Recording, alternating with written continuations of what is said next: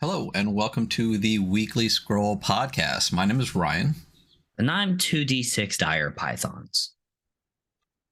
There you go. That's quite. That's a lot of fucking dire pythons. I know. Isn't that terrifying? Like a dire python, you know? Yeah, I think one would be plenty, but that's minimum two. Yeah. Today, in this bright early morning episode, for those watching or listening later, that doesn't matter to you, but for us it does. We are going to be reviewing The Black Hack from David Black. This is 2E. The second E, you know? The second E, because the first one was not called 0E. It was in fact called 1E. Some of you will get that. Yeah. So this is a game. It's not kind of. Yeah. Yeah. It is. It exists. It's out there. Yeah. There's a lot of really great hacks of this game. You know what? My first thought, or my initial 2 cents here, is exactly what you just said. I hear a ton of people inspired by this game, and I've never heard anyone play this game. Yeah. And now that I've read it, I'm like, yeah, okay. Yep. Yeah, I mean, we'll get into it, but yeah, actually, we're not going to get into it. That's the end of the episode. So yeah. We're out, fam. We haven't done this 10 times, but yeah, you know what? Let's just fucking get into it, because I have a lot to say, and we're doing our darndest for you out there and listening to do as Aaron King says and keep it to a tight 90 for most of our episodes from now on, and maybe the long ones to 2 hours. We've even been taking a bunch of notes and shit, so you'll see that as we go through the PDF. You'll see some parts that are highlighted. That's me taking notes. So my notes are all just question marks. It's just like it's multiple paragraphs of just question marks. Oh, there's a lot of times where I literally go, bruh, what? Again? Really? Yeah, we'll get to those. So yeah, let's hop in. Let's do this thing. Boom. The Black Hack. First off, I love the cover. Oh, the cover's great. Actually, the cover is fantastic. Yeah. Ooh, more stuff has fallen out of the book. I open it up and more fell out. Uh-oh. Yeah, I like the kind of like smattering of like magic, occult, and mundane items. I think it's cool. So there's a lot of really good spot art in this, you know? Yeah, I completely agree. Actually, let's pop back to this page real quick. I do have the physical, so let's just look at it real quick. This is the book. Oh yeah. I don't have the physical of this actually, so it's nice. It's matte. I didn't really know the Black Hack that well when this kickstarted, and they had a big fat box set. I'm kind of sad I didn't get the box set, and then I read it. I'm surprised you didn't get the box set just by way of being you. I think it was one of those things where I was like, I need to save money a little bit, so I didn't go for the full box set. Before I read this, I was sad I didn't have it. Now that I've read it, I'm fine. Yeah. But the book is nice. It does have a ribbon. It's well printed. I did back at a tier where I got some of the extras. I got a little notebook for locales, and it's got like a lot of note sections with some hexes and stuff like that. There is a little lore. Yeah, there's a lore book. It's got some basic rules here on the front, which is nice to have. Like, it's basically just attributes and then just a bunch of blank pages. And on the back cover, there's like the usages, advantage, disadvantage. Some of the rules, not all of them. All of the arcane and divine prayers and spells and stuff are in like even little tinier books, because for some reason we needed 2 sizes. And then listen, I wish they'd make all books like little tiny ones, you know? Yeah. And then there is some other different rules, but also not all the basic rules you need on separate cards. So if I didn't want the book, I could just have 2 books and 2 cards with me, and that would be enough. But if you had got the full, big old box set, you would actually get things like the GM screen and the resources that I found would have been helpful throughout the course of the book. But there's a PDF version of the GM screen, and it's it seems fine. Seems like a GM screen.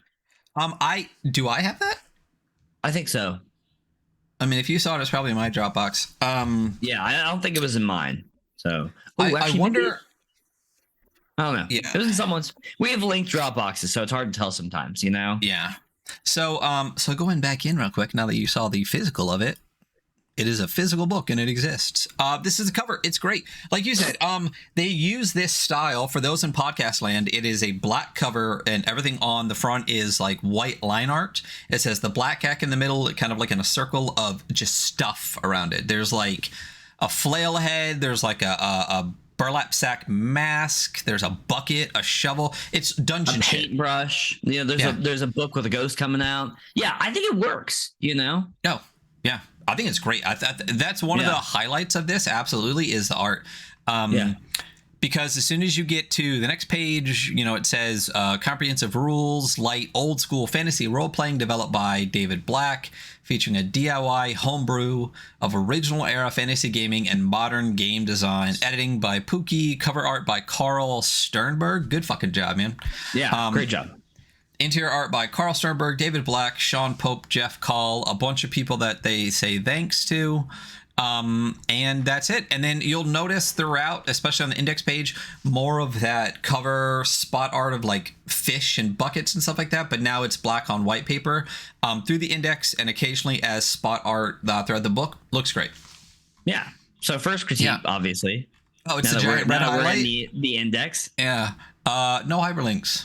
Yeah, there's none. And there's not a single one. There's page references inline a bunch. We're going to get to it, but eventually there's like a tooltip kind of area that is like almost like another index essentially at the back of the book.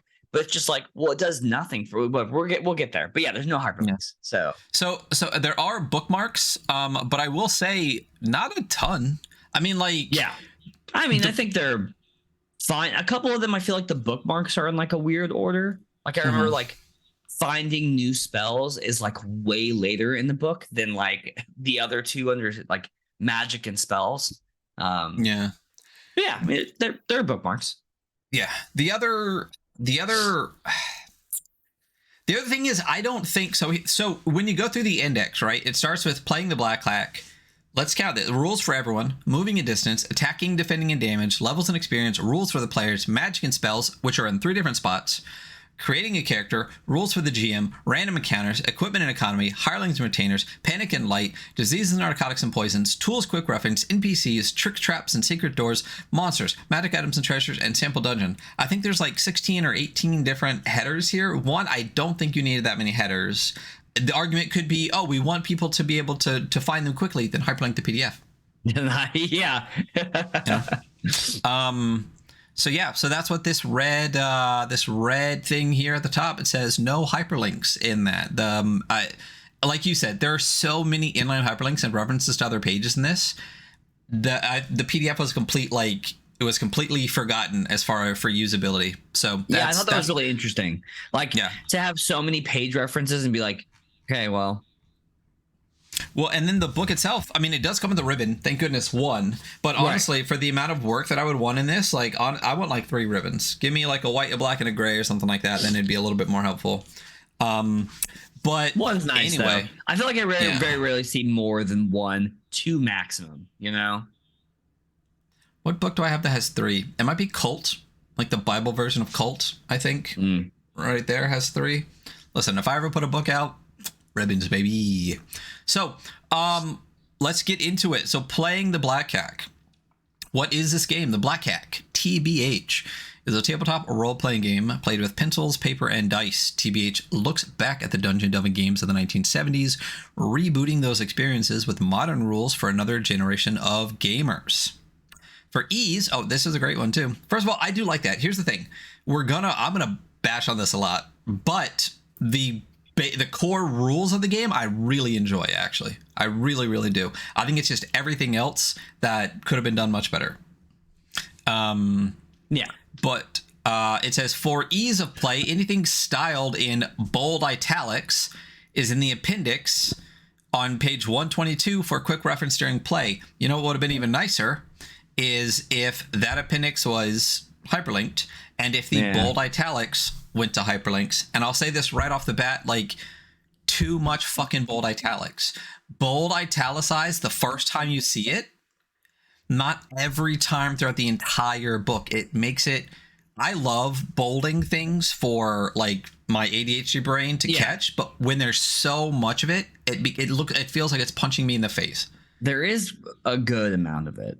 It's like half the fucking word sometimes. Like I get it, but if I see monsters once, I don't need it bolded every time throughout the rest of the book, you know? So good idea, bad execution, in my opinion, right off the bat. Then there's a whole section here. Notice there's not a lot of highlights on it because we don't need to go over it. How does it work? It's a game. What should the players do? Play the game, rolling the dice. There are dice that exist. It's a full set of polyhedral. What should game masters do? Run the game. There's a thing here about playing the game. It's literally says players make characters, GMs run the game. That's all you need to know about that. But I do like this last part here. The spirit of DIY tabletop RPGs. This is both good and a little bit annoying. The thing TBH encourages above all is the freedom to mold the rules, customizing them to both suit the preferences and meet the needs of everyone playing. In other words, change the rules, hack it, and make it yours. Except, I feel like the whole spirit is kind of taken away a little bit because you notice a lot of the black X's in the bottom left corners of this is because the PDF is sold with DRM, which is digital rights management, which makes it a restricted, secured PDF. So you can't Ryan's name was on every page of this, and so he had to edit it off so we could go over it in the podcast. Like my name, like order number, like all of that shit, and plus like Social security, blood type. you can't export certain parts of it. Look, so it's a locked thing here. So there's you can't see the pop-up I have. So it allows you to print it, but you can't do any changing, you can't do any assembly, you can't do any page extraction, you can't do like a bunch of stuff, which later when we get to the spirit of DIY, like, you know, except don't do that. The freedom to do all the stuff you do, but just not with the PDF that you paid the money for. Right. So I think within the context of the book itself, the spirit of DIY, I love that. Hack it, make it yours. A million people have in a really, really good, positive way. But again, when you say freedom and hack it and make it yours and then DRM your shit, it kind of ruins it for you. Yeah, kind of. I mean, it sucks too, especially if you're like, you know, you're one of those people who wants to make their own custom version for their table, you know? Yeah. It's like, yeah. Well, even for page extraction, we're going to get to parts later where I'm like, why is this in the middle of the book? And I can't even extract that page out because it's locked. So I can't just print the reference page that I want. Kind of obnoxious. Yeah. We hit an example of play, a full page example of play right off the bat before we see any rules. And honestly, I fucking love that. I think it's a great location for it. Yeah. Yeah. I mean, it's such a good pace. Like you get set up for like, okay, cool. This is how this person plays this game that they made. Yeah. Amazing. Immediate understanding of the creator's intent for how the game is to be played right off the bat. Love it. Yeah, so that's what that note was. Moving right along, we're getting into rules for everyone. One of the many like headings of this. So, all right, I'm gonna do my best to not get annoyed and bang on this a lot of the time, but there are two.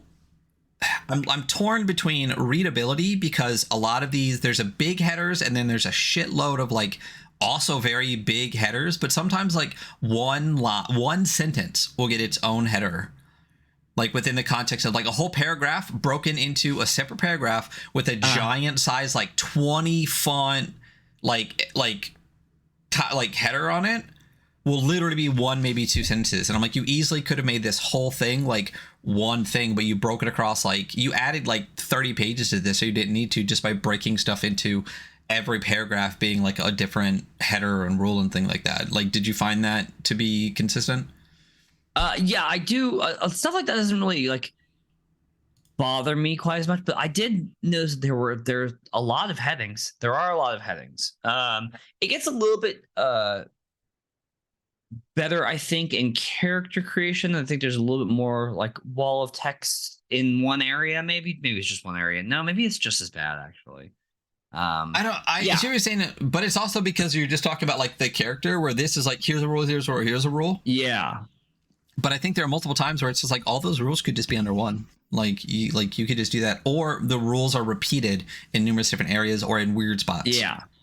So I don't know. I don't know that I'm as bothered by it, but I think I notice it, but I don't think it gets me quite as bad. I mean, what bothers me more is how many bolded words there are. Yeah, Um, it's that one bothers me more than the fact that everything's broke. I actually most of the time like subheadings are fine for me, but like there's so many bold words all over the page that I look at the page and I'm like, it's a little like it kind of goes back and forth. We're gonna flip through pages, and if you're listening, you're just gonna hear us complain about it. But if you're watching, you'll see some of the pages have bolded. I mean, all of them have bolded words under every subsection, and some of them have like way more, and you're just like, that's too many. It's too many. Yeah. Again, like There's no way they're all that important. I don't need every time you see the word minutes to be bolded. Like if you want to keep it capsed as a keyword, that's fine. But like I don't need it every single time. So get into it. This is rules for everyone, characters and NPCs. The rules define creatures, which is bolded and italicized, as being one of the two following types, which one of the other things that I'll point out pretty frequently is how many times something is stated and then either within that same paragraph or within a paragraph or two later, it's immediately contradicted. We'll get to that a couple of times. But so creatures are either characters controlled by players or non-player characters and monsters that are created and controlled by the GM. Almost half those words are bolded. So taking turns and time. I actually really love this section. Every creature has a turn. I'm okay with how time is managed in this. So yeah.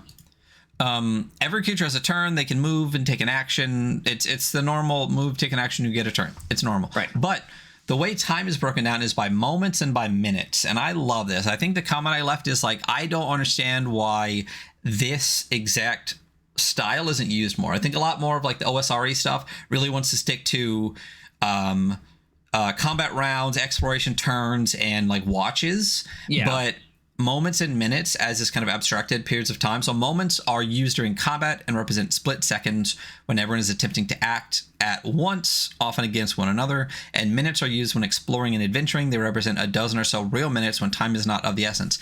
But that is an abstract measurement that can be used more so. So like minutes could actually be hours or days. Right. It's just the concept of non-combat period of time. And I love that.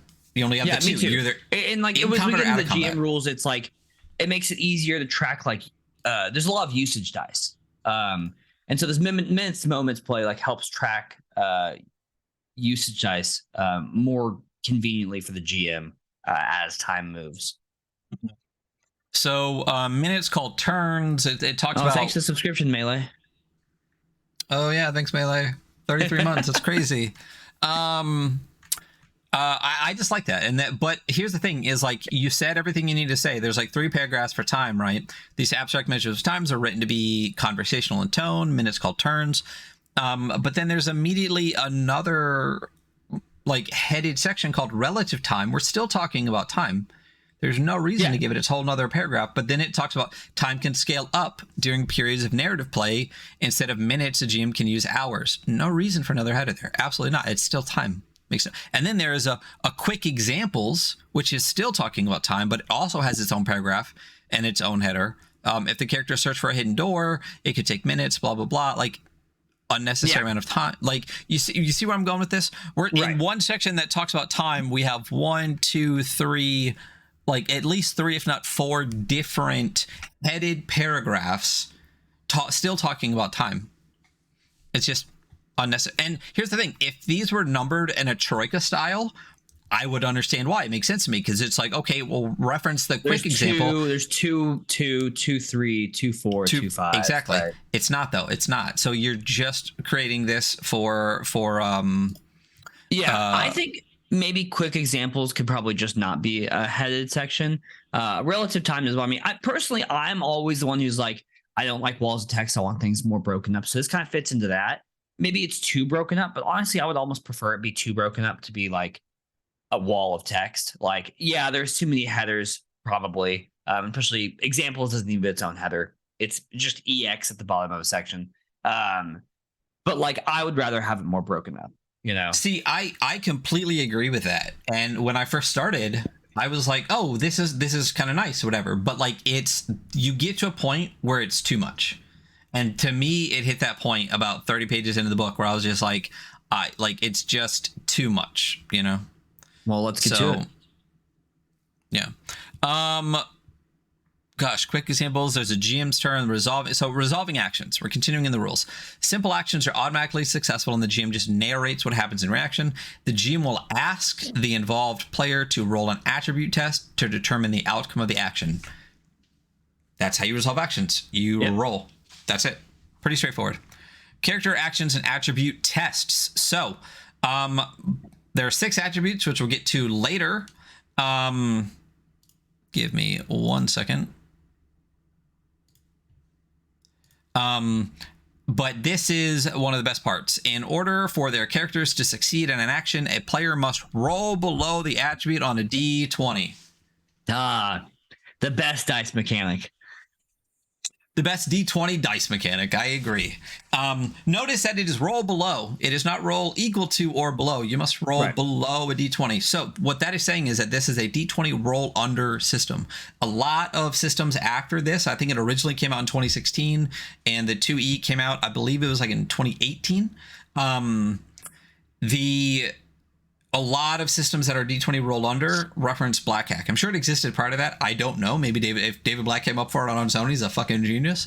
But I think it was definitely more popularized after this. So there's a paragraph here referencing what that means. Rolling on or above doesn't matter. But one of the more important parts later, it says the GM never rolls to resolve NPC or monster actions or negative elements of the environment, such as traps. If they involve a character, the player will roll. So the player suffers the consequences of their own actions, and you remove the entire concept of an adversarial GM. Well, not the entire concept, a big chunk of it, which is that the GM is not rolling against the players ever. I do love that. It's great. You know? Yeah. I mean, Merkborg does the same thing. So you roll to attack, and then when a monster is going to attack you, you roll to defend. Yeah. And that's it. It takes a lot of, like, I don't know, like, I don't have a lot of problem with this. There's a lot of goodwill at most of the tables that I play with, but like I have been at tables where the GM is either on purpose, is purposely like adversarial, or it's just they're perceived like that because they are rolling against you. So I love that, like with this system, like systems like this, like the onus is on the player character. It's like, well, whether you pass or fail, it's you. So yeah.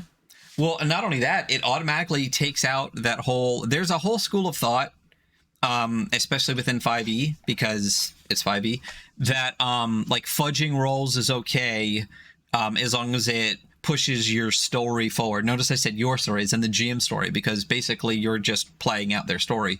And this automatically kind of removes that. You know what I mean? Like all rolls are out on the table because the players are making all rolls. So there isn't a way for the GM to be like, oh yeah, that one hit this time, or oh no, it didn't. I unbalanced this encounter. One of the first things I learned GMing 5e is I was talking to that one guy that we used to know. And he was like, it doesn't matter. The rules don't matter. Like, you're behind the GM screen, just do it. You know? Yeah. I'm like, it's terrible advice, but okay.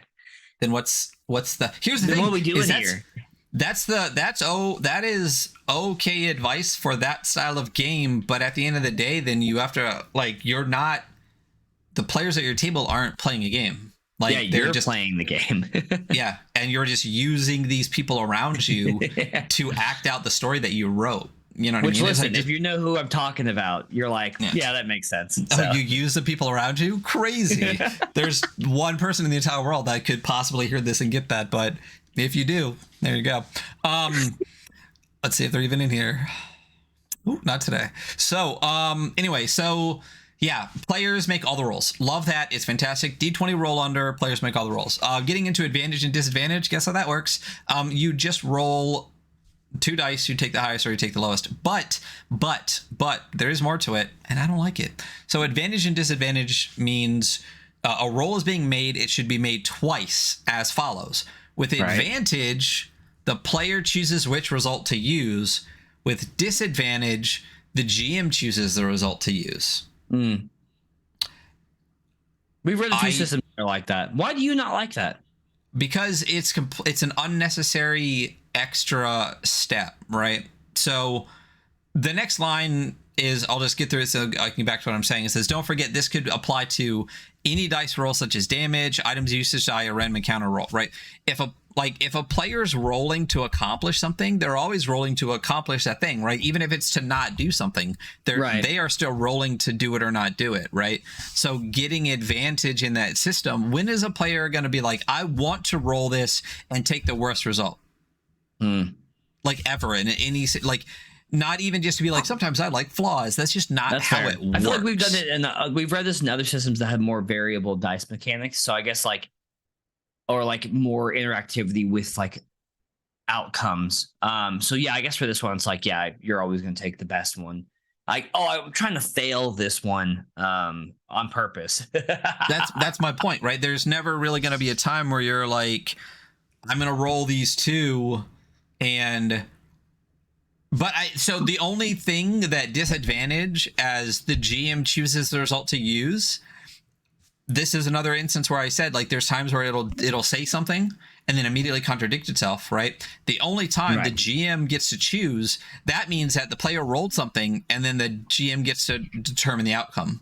But didn't we just talk up here where it says the GM never rolls dice to resolve actions or anything like that, right? Right. But then you immediately write in a way for the GM to choose which die roll resolves the action. Okay. I see what you're saying. Yeah. So it's just I just feel like it's like an extremely weird, unnecessary thing to put in there. Yeah. There's like a dichotomy in the belief system of like what the GM is supposed to do in this almost immediately. Yeah. You know? The number of times that's going to pop up where I'm like, see, it says this, but then like 2 paragraphs later it says this, there's too many of that to come through. Anyway, so hit dice and hit points, pretty classic, pretty standard, but we'll go through it. So hit dice is a number will always be after. It says HD 3 or 3 HD is 3 hit dice, right? So for example, a level, and it's always the level of whatever has the hit dice, right? So for example, a level 6 ogre has 6 HD and a character has 3 HD at level 3. That's it. So perfect. HD also indicate how many dice to roll to determine the number of hit points or HP a creature begins the game with. NPCs and monsters roll D8s for HP, and characters roll the dice given in their character class for HP. Could be 4, 6, 8, whatever it is. You have a dice based on your class. That's always your hit dice, but everything else in the game is D8s, right? So when a GM or player first, this is the fun one. When a GM or player first rolls to determine a creature's starting hit points, that is the maximum they can ever have. All right? No amount of healing spells or effects can take them beyond this amount. The only way for a creature to increase their max HP is to gain a level. When they do, a single hit die is rolled and the result is added to their maximum HP. So let me say 2 paragraphs out loud. Or 2 lines. When a GM or player first rolls to determine a creature's starting hit points, that is the maximum they can ever have. The only way for a creature to increase their max HP is to gain a level. So it's not the maximum they can ever have. It's their current health maximum. And their health can increase by, right. And there's so many times, and I know I harped on that hard, but that comes up a lot. Like there's immediate contradictions. There's 2 just on this page. On this page alone. So next we're getting into movement and distances, abstract distances. Thank God. Aside from the there's not gridded in this. There's close, nearby, far away, and distant. There's range bands. I love it. I fucking love the shit out of range bands and zones and anything that's not gridded combat. It really helps with theater of the mind play. I used to be a big grid person. I got literally like 5,000 miniatures that are just sitting in boxes. I still enjoy some grids sometimes if things get complicated, but having range bands reduces so much time and prep and setup and everything like that. It's fantastic. There's no reason to go into like the 3 paragraphs to talk about that. That is the distance. But I will say, let's look at this one. So the ranges are designed to support the narrative theater of the mind style of play where a map and miniatures aren't being used. Therefore, it is useful if everything in the world is tracked by its relative distance from various points of interest around it. Okay? Remember that, people. There's a section here about creature movement. It doesn't matter. They move the same way. Then we get to a whole paragraph called tokens are useful. Whilst a full range of miniatures isn't necessary to play the blackjack, tokens such as coins or chess pieces may be extremely useful for tracking relative positions, such as who is behind or in front of someone or other complex situations like combat encounters. So, 2 paragraphs above that, it says this whole range system is designed to not use miniatures. And then 2 paragraphs later, it says, oh, maybe not miniatures, but tokens that are the exact same thing as miniatures are really helpful. Okay. Make up your fucking mind. Like, there's no reason to have these 2 completely contradictory periods. Like, you could have just put this right underneath it and said, if you want to use more gridded combat, tokens could be useful. There's no differentiation. It literally says, use theater of the mind, but then also tokens are good, which is not miniatures, but is the exact same concept. Yeah, it's pretty close. So, it's essentially, they are miniatures. So. All right, exploring distance and action. So I wrote, and this is my note before I get into, unnecessary and is easily implied and deduced from other rules. There is a difference between writing for someone that hasn't played games before and writing as if the reader is dumb. So, exploring distances and actions. Various interactions with the environment and the things in it will require characters to be certain distances from the target. For example, to attack someone with the sword, a character would need to be close to them. To shoot them with a bow, a character would need to be far away. That's such an extremely unnecessary paragraph. Like, and it even has its own header. Like, it's almost like what? It's like a quarter of a column for like 2 lines that mean fucking nothing. And I feel like there's so much of that throughout the entire book where it's like, there is a huge difference between writing for people that have never played a game before, which I feel like a lot of this is written for, and writing as if the person's a fucking idiot. And like that, I feel like a lot of this book is written as if the person has like just taken their first steps. It's like it's a little too spoon-fed, you know? Like, anyway, so relative distances. My comment on this, as I scroll over, it just says redundant. It literally just talks about the range bands again, references relative time, right? And then talks about moments and close and nearby and far away, and how minutes can be used for other things if nearby for a relative distance is 250 feet away instead of like 10 feet away. Every aspect of that is redundant in the creature move section or in the relative time section. Like, there's just no reason for it to be there at all. Okay. And then it talks about converting measurements. This is fine. If you want to use grids, it gives you a rough draft of what grids are. Close, 5 feet, 1 square. Nearby, 30 feet, 6 squares. Standard, right? Yeah. And then we get to my first most hated thing. It is the mini battle map. It is a full page battle map grid, and at the bottom is it says marching order, and it has 1, 2, 3, 4, 5, 6, 7 blocks with rear on one side, front on the other, and it says useful for tracking the order of the characters in corridors or in traveling on roads. It's page 9 in the book. That's my biggest thing is, why is it page 9 and why is this not in the back? Why isn't it in the back of the fucking book? What's the fucking point of it being on like page 9? And there's gonna be like there's gonna be like 10 of these throughout the book where I'm like, this is something that you add into like a folder that you can like give to people as like handouts and stuff. And if you get the full giant box set, there are handouts of these things, right? That's fine, but then at least put this in the back of the PDF. Back of the book. You can print it later, or send a PDF that's just all of these. Because unless I'm mistaken, and I completely don't know what's on my freaking Dropbox, there's not a PDF that's literally just battle map, character sheet, all the rest of that stuff. Like, that's just a folder of all of the stuff that you can just print out for use at your table. What they do is they stick it on page 9. You know what I mean? So I'm supposed to go to page 9 in the book. There's not I know. Interesting. Really? So I go to page 9 in the book, and it gives me a great like battle map to use in, like, I'm just going to pull the book out and be like, all right, guys, let's play on this battle map. The squares are like a centimeter by a centimeter. You know what I mean? Like, it's just, it's one of those things where it's just like, I think there was thought put towards trying to be I don't even know why some of the stuff is the way it is. Like, again, like this is such an unhelpful location for this. Makes no sense for it to just be slapped in here. Okay. Anyway, so attacking, defending, and damage. So once we get to the rules that are actually the rules again, that's where this shines. The core rules of the game, which could take up like one page, are fucking fantastic. I really love it. Again, there's a reason why there's a million games that are inspired by this game, right? I just think that the way that this book was put together reminds me a little bit of the way that Blades in the Dark was put together, in that the way the book is presented to you diminishes the quality of the rules within the book itself. Okay. I get you. You know what I mean? So, like, reading this book to me was annoying when I love the rules. You're never annoyed though. You're so hard to annoy. I'm just a super laid back chill dude all the time. I know. So attacking, defending, and damage, initiative, in the order of combat. So at the start of every okay. I feel like I'm just sounding like a douchey fucking asshole this entire thing, but so much of this is so. Anyway, so combat breaks out. Everyone has to be sorted in order, right?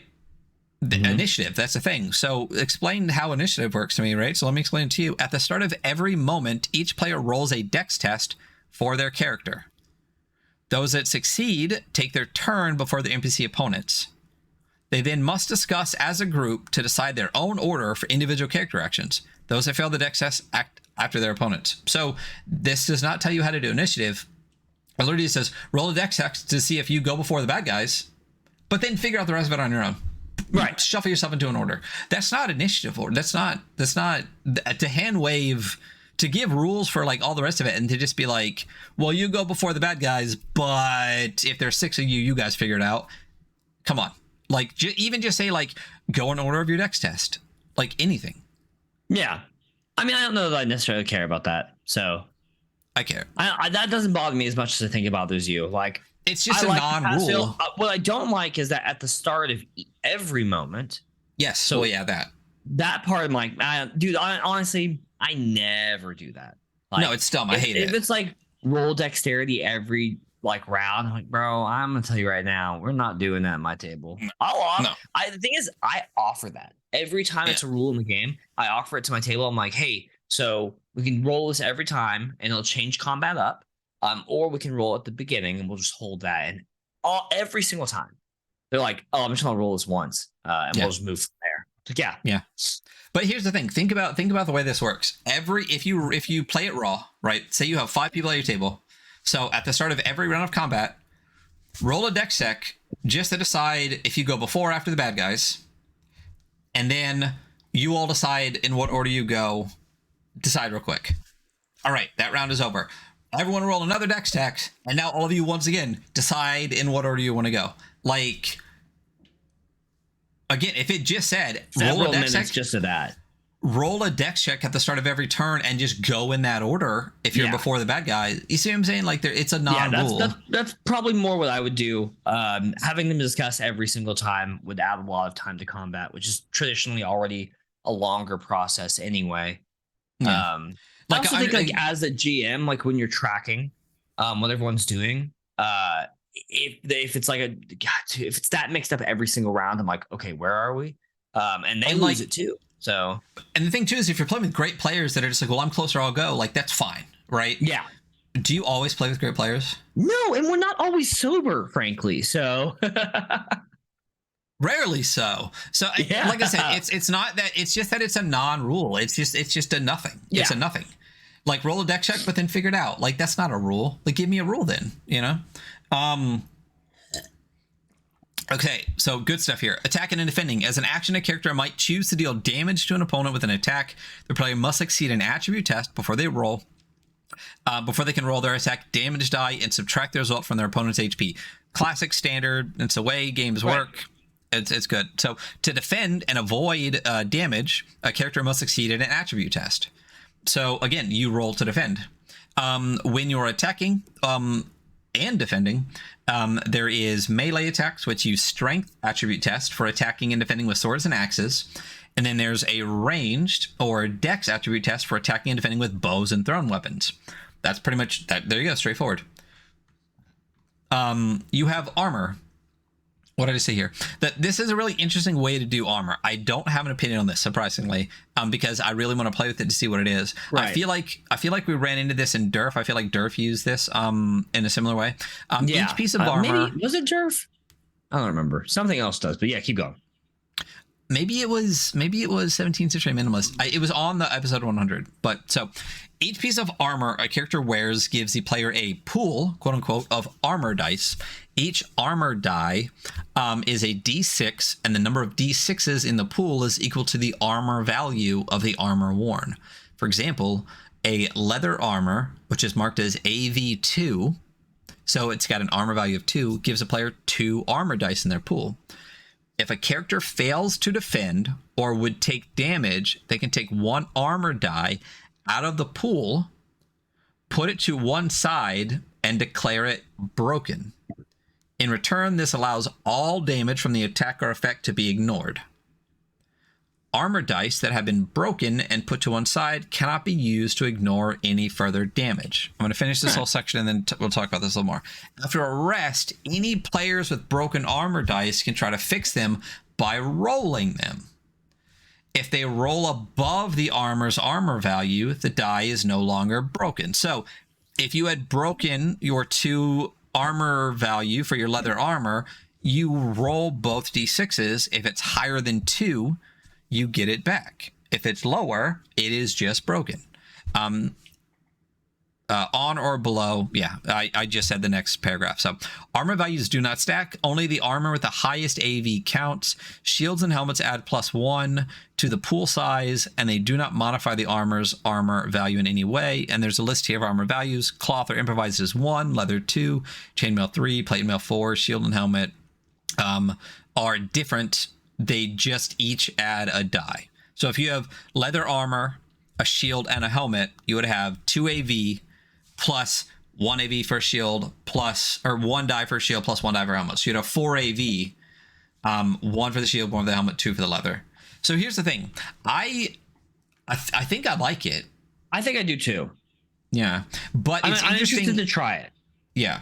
What I find interesting is that it's a D6, but the die, which is a combat thing, taking damage in combat, when you roll it, it has nothing to do with combat. It has to do with repair. That's the only part where I'm like, what is armor when you're actually trying to do a little bit of simulationist or rules wise? Like, what is armor? Armor stops you from taking damage, right? Yeah. So it's interesting to me, again, interesting without like a interesting, like head tilt kind of, millennial way we say it, that you basically just have a pool of all or nothings for damage.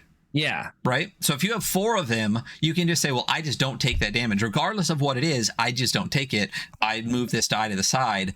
But then later when I'm repairing, it's just interesting that the die, the critical role involved with the armor at all has to do with downtime repair, right, as opposed to in combat. The die in its use is almost just like a token. It's it. And the only reason that you need it to be a die is to roll later. Yeah. Right. So it's interesting to me. I feel like it's more convenient than the token because you definitely have D6s with you. Right. Right. I just feel like I do like it. I think I just feel like if you're going to have to roll an armor die, I feel like it should be rolled in the sense of using the armor. Right. But I don't know how you would tweak it. And I do like this because it's clean. So I don't know. I want to play with it. Yeah. All right. Damage and hit points. If an NPC or monster takes damage from an attack or a character fails to defend, they subtract the damage from their HP total. So you have HP, it is reduced. There's a thing here. When a character or NPC is reduced to 0 HP, they are unconscious and taken out of action. And then there's a parentheses OOFA. Oh, oofa. Yeah. My note says really unnecessary abbreviation. And I think it's used twice through the rest of the book. Unnecessary to abbreviate everything. Sections I read too. And my God. I immediately knew what it was. And I was like, oofa. It's completely unnecessary. Even UFA, just right out of, just right OOA, I don't know.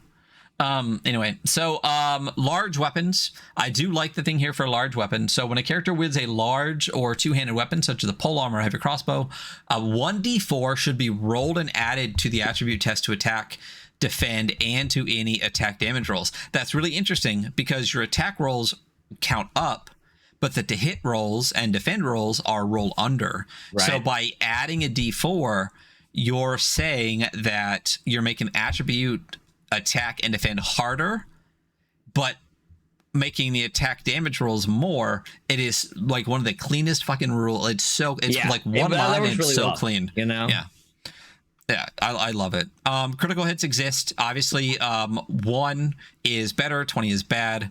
When the result of a d20 to attack is a natural 1, or a roll to defend is a natural 20, the damage dealt is doubled. That's it. Crits are double damage. Boom, you got it. Hindrances, which are often called conditions or stat effects in other games, they're all related to stats. So you can be weakened, distracted, stuck, or paralyzed. Weakened, all attribute tests are rolled with disadvantage, but then after a weakened, they're pretty much specific. So a character cannot perform any actions, but may still move normally for distracted. A stuck character cannot move, but they can make actions. And a paralyzed character cannot move or take actions. So your options are basically disadvantage on everything, and then you can either move but not act, you can act but not move, or you can do neither. I don't know if I call it distracted. I would have picked a different. Yeah. Cannot perform any actions but may still move normally. Yeah, I mean, I guess if you're distracted, you can. Dazed. Yeah, it's dazed is better. Dazed is perfect, Yeah. I think. Yeah. Distracted. So, yeah. It's like, well, they're on their phone. So they're unable to do Right. So everything is based around literally just those 4 things, and that's fine. The other thing about this is, like, I love mechanics, but everything in this is mechanics. Like, it's an SRD. Like, that's what this is. There's no flavor at all through, like, a ton of this, and the flavor we do get is light. Lackluster. Sure, light. Ongoing damage. I do enjoy this. When a creature takes ongoing damage, it loses HP equal to its level at the start of every turn. And an attribute test on the of the GM's choosing should be made by the player at the end of the turn to see if ongoing damage continues. I like that. Really clean. It is what it is. It is interesting that I know that they use usage dice in this, and ongoing damage isn't a place where they use it. You know? Yeah. And I think this is very clean and do it, but I love some UD ongoing damage. You know? Yeah.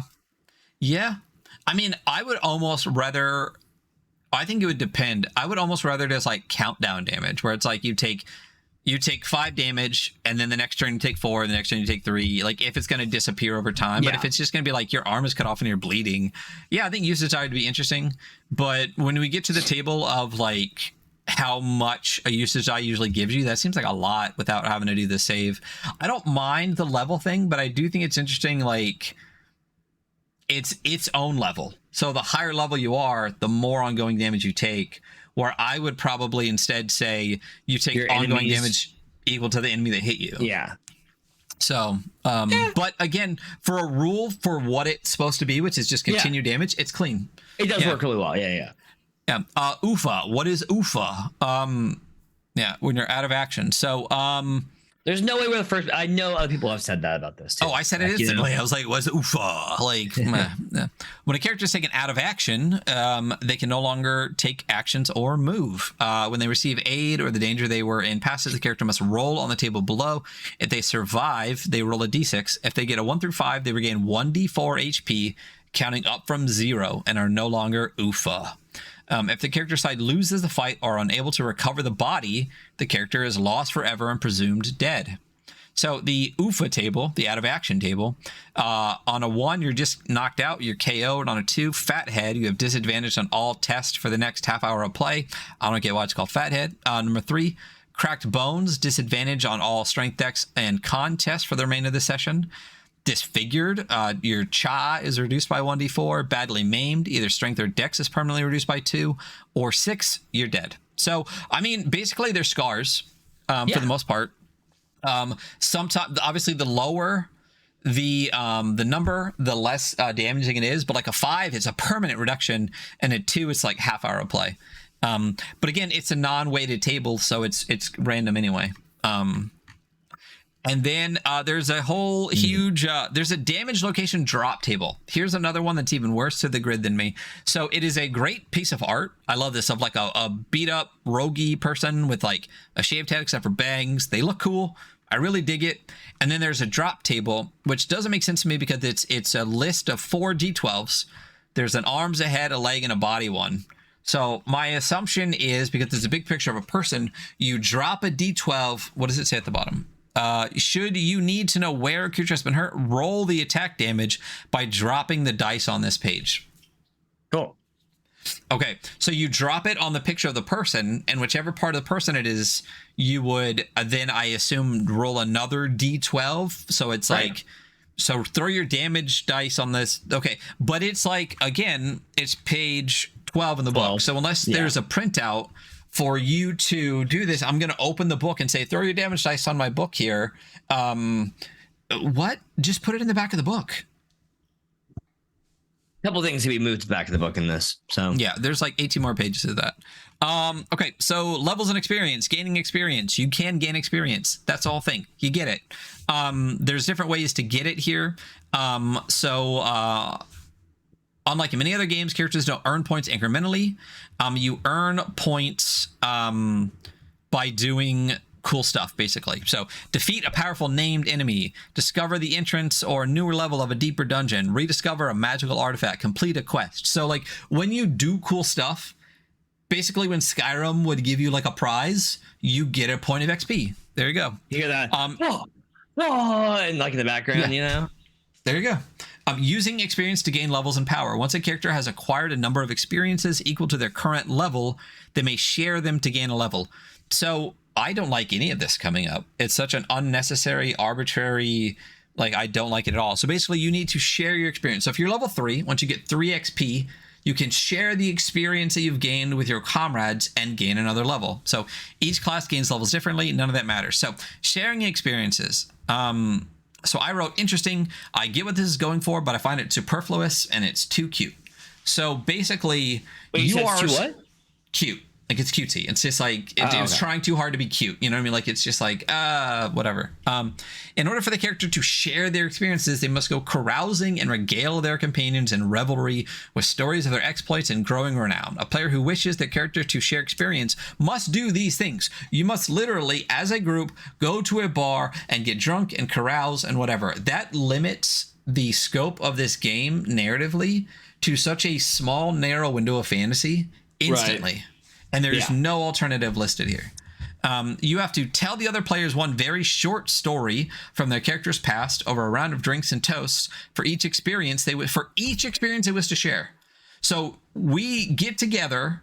You have 3 XP to level up, and you need to write and tell me 3 short stories. Perfect. Yeah. Come the fuck on. The player Yeah. should roll 1d6 for each. Then the player should roll 1d6 for each story told. This is the cost in coins that must be paid for the accompanying drinks and feasting. If they don't have the coin, the GM will determine the amount of debt they owe and to whom. And then you find the highest result rolled on any of the d6 and consult the carousing table below. Okay. This reminds me of UVG, except it's done better there. So, Yeah. and So- it's setting specific. They also give you a whole setting book with that. No. So it makes sense if there's a setting for this, but this, as of right now, I know it talks about later, and let me tell you what, I'm going to rant about what it says later. There's no setting to this. It is Right. classic sword and sorcery. It's classic. I'm not even say sorcery. It's classic sword and wizardry. Like it's This kind of reminds me of going through Shadow Dark. Oh yeah, it's just generic as hell, but tries to have a setting. Yeah. Yeah.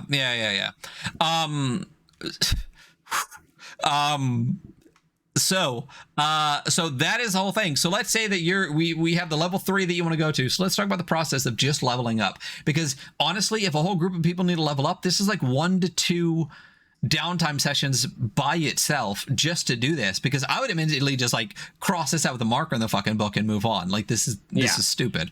So, but you're sharing your 3 experiences. So you have to come up with 3 short stories about your experience and tell me all 3. Roll a d6 for each. pay that amount worth of drinks and feasting to your fellow people, right? Or owe debt because of it. And then of those three, take the highest one. Let's say the highest one was a 4. Then you have to roll on the carousing table and say, revelry, roll a d20. If it's higher than cha, gain 1 point of cha. So like, Cool. I guess. Yeah. it's like one of them is real story. You get to alter your background, gain another entirely new background, lose a number of max HP equal to the character's level, regain them next session. Explain to me why the fuck that's a thing. One of them is drunken brawl, lose a number of max HP equal to the character's level and regain them next session, because I wanted to level up my character for the shit I've already done. Like, oh my god, if there's anything in I this game get that what I think it's going for, and I like the concept. I don't like the execution of it, you know? that's how I feel about the entire book. But yes, Cool. that exemplifies it all. So, my gosh. All right, let's keep cruising here. So rules for the players. Every character normally gets to do 2 things on their turn: move somewhere nearby and take an action. They can alternatively forego their action and make an extra move instead. That totally works. There's some other stuff that doesn't matter. Limited resources and the usage die. So when an item described has a usage die and then a number after its name, it is considered to be a consumable limited item. It is a usage die. Anyone that knows this, that's listened to us, for those that don't know what a usage die is, when an item is used as a usage die, it needs to be rolled. If the result is a 1 or a 2, then the usage die is downgraded to the next smallest die in the following change. So if you have a UD20, let's say a bag of arrows, like quiver of arrows, right? Every time you use that item, you roll a d20. If it lands on a 1 or a 2, it then downgrades to a d12. Same thing. You keep firing away your arrows. Every time you fire an arrow, it goes, if you roll the d12. If it lands on a 1 or 2, it becomes a d10, d8, d64, etc. Usage die are great. Fallen uses them extremely Absolutely. well. Yeah. It's a cool mechanic that I love theoretically, but don't really use in person. I've said that many times before. It's great. They use it in this a lot. It's cool. I like it. The way that they use it is really well done in here. Usage die and Wait, did you ammunition. say you don't use usage dice a lot? No. No, I totally do at my table now. Like Yeah. on everything. I either just completely abstract it away into nothing or keep track of it. Like to me, it feels like in play, it feels a little fence city, because when you actually look at how many points you would get for UD20, it's basically endless in the context of gameplay. Oh yeah, I don't ever go higher. I almost never go higher than like a 6. So Then just give them like 20 and don't worry about it. You know what I mean? Like that's how I feel about the usage. You know what I mean? Like in Yeah. Fallen is different because usage dies are used for like player health and stats and like all sorts of Right. stuff, so it makes sense. But in the context of just like having an item, I'm just like, we can look at the chart later and I'm like, okay, I would just give them 10 of that thing, you know? Or ammo, for example. I think Frontier Scum uses it like you have ammo every time, and if you ever roll a 1 on your damage, you like your ammo's gone and you got 1 shot left or something like that. Like that's Yeah. how I would abstract it. So armor proficiency. So I don't know why this isn't lifted earlier with armor. So it's between usage die of ammo and resting.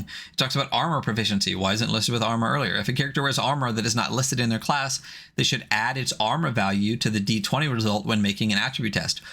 There's no reason for this to be here when armor and all of the associated things with armor is listed higher, and it's one sentence that gets its own header. Resting. When a character takes an hour to rest, they may roll any broken armor die to see if it's broken. It's redundant. We've already talked about broken armor die. Come on. Healing. Characters can recover hit points from potion spells, etc., etc. If a character is out of action and recovers HP but hasn't rolled on the UFA table yet, start at 0 and count up. On the UFA table. Yeah. Using backgrounds to gain advantage. I actually like this. This is really fun. Yeah. Your character gets a background, and once per session, the player can basically they can tell the GM, "Hey, like this is actually part of my background." And you can get aid when making an attribute test once per session using your background. So the player should give a convincing narrative explanation as to how their character's background relates to the current action and provide some kind of useful exposition about the character's story. This is what I think the carousing stuff is supposed to do earlier, which is... So I was just thinking the exact same thing just now. I was like, it's so close. Like, I get it. It's funny. It's a mechanics driven like game that we're going through, really, but there's like the hints of like, oh, I want this to be more narrative. Yeah, the carousing failed. Yeah. This one succeeded. Need a little bit more commitment to it, you know? Yeah. I mean, either don't or do, you know, but I do enjoy this a lot. What's the point of a background if it's not going to help you? So once per session, you can basically say, now, wait a second. Like, I learned how to drive motorcycles from my stepdad. So I can drive, you know what I mean? Like, then you can just use that for the attribute. I love that. I think it's great. And I do enjoy when mechanics really, like, I don't want to say force you to, but encourage you to narrate more, because it can really open people up that otherwise like might just sit back a little bit. I do enjoy it. But so that's cool. I like that. Inventory, a character may happily what if I want to sadly carry? I don't understand the use of that there. Carry a number of items up to or equal to their strength, but carrying more items than their strength makes them encumbered, which means all attribute tests are at disadvantage, and characters simply cannot carry a number of items more than double their strength. Banishing undead. Don't understand why that's here. It's a rule specifically to clerics, and it talks about how to banish undead. Makes no sense. Okay. There's a whole section for clerics later. I do have a note here. This is the exact moment on page 15 where I got annoyed with the bolded text, because I wrote a highlighted line here that says way too much use of bold text. This is the exact moment, 15 pages in, at level in moments at the bottom of that. And that's my section. So Hunter, you were taking over for magic and spells. Yeah, I should have taken over earlier. Man, I should have asked for more sections. Magic and spells. So I'm okay with how magic works in this. I'm fine with it. So this is a game where once a day, which I like, it's not after a long rest. It's once a day. A cleric or wizard or a spellcaster can memorize a number of spells equal to their level. They cannot memorize spells or prayers from above like whatever level your character is currently at. So it's cool. It's not quite spell slots. You know, like have like a level 3 slot, level 4. You can cast as much as you want. You can only learn so many, and they have to be at your level. Which I mean, that makes sense. That's in the like, if I'm a mechanic and I've only learned motorcycles and not race cars, it makes sense that I can do all motorcycles but not race cars yet. You know what I mean? Like, that makes sense. Like, you just at the level that you are. That makes total sense. Yeah, I think my one complaint with this one is probably that there's not really that many spells or prayers overall. There's a fairly limited number per level. I think there's like an average of like 4 per level, which maybe that's enough. They give you the means to like write your own in a little prayer book and spell book. But like, I always find that could cause trouble because players write spells. And I'm just like, holy shit, man. If it goes anything by like what's in this book, it literally is just 4 per level. But I mean, at the same time, I will say that like there are about 1 million spells in the context of like D&D and DCC that you like. Clearly, they just hack those in. That's very fair. You know what I mean? So casting spells. So this is an interesting one. So a spellcaster can spend an action on their turn to cast a spell or prayer from memory. That's it. There's no rolling immediately, right? That spell just resolves. After the spell is resolved, the spellcaster makes an attribute test, adding the spell or prayer's level to the roll. If the attribute test is made, if the attribute test fails, you forget the spell for the day. You unmemorize it, and if you succeed, you keep it in your head. If you've already made this test today, you do so at disadvantage. So there's no rolling to cast, you just cast. And then afterwards, you decide whether or not you've forgotten the spell. I don't know about that. Because like, I think a lot of times like wizards, I'm always the magic caster. And it's either one thing or the other. It's like you're either like totally unbalanced from the rest of the game because nothing else works how you do, or you're super underpowered because nothing else in the game works like you. You know, like you're able to lose stuff or gain stuff that like maybe a warrior is not going to lose their sword every time they roll, but they also roll to hit.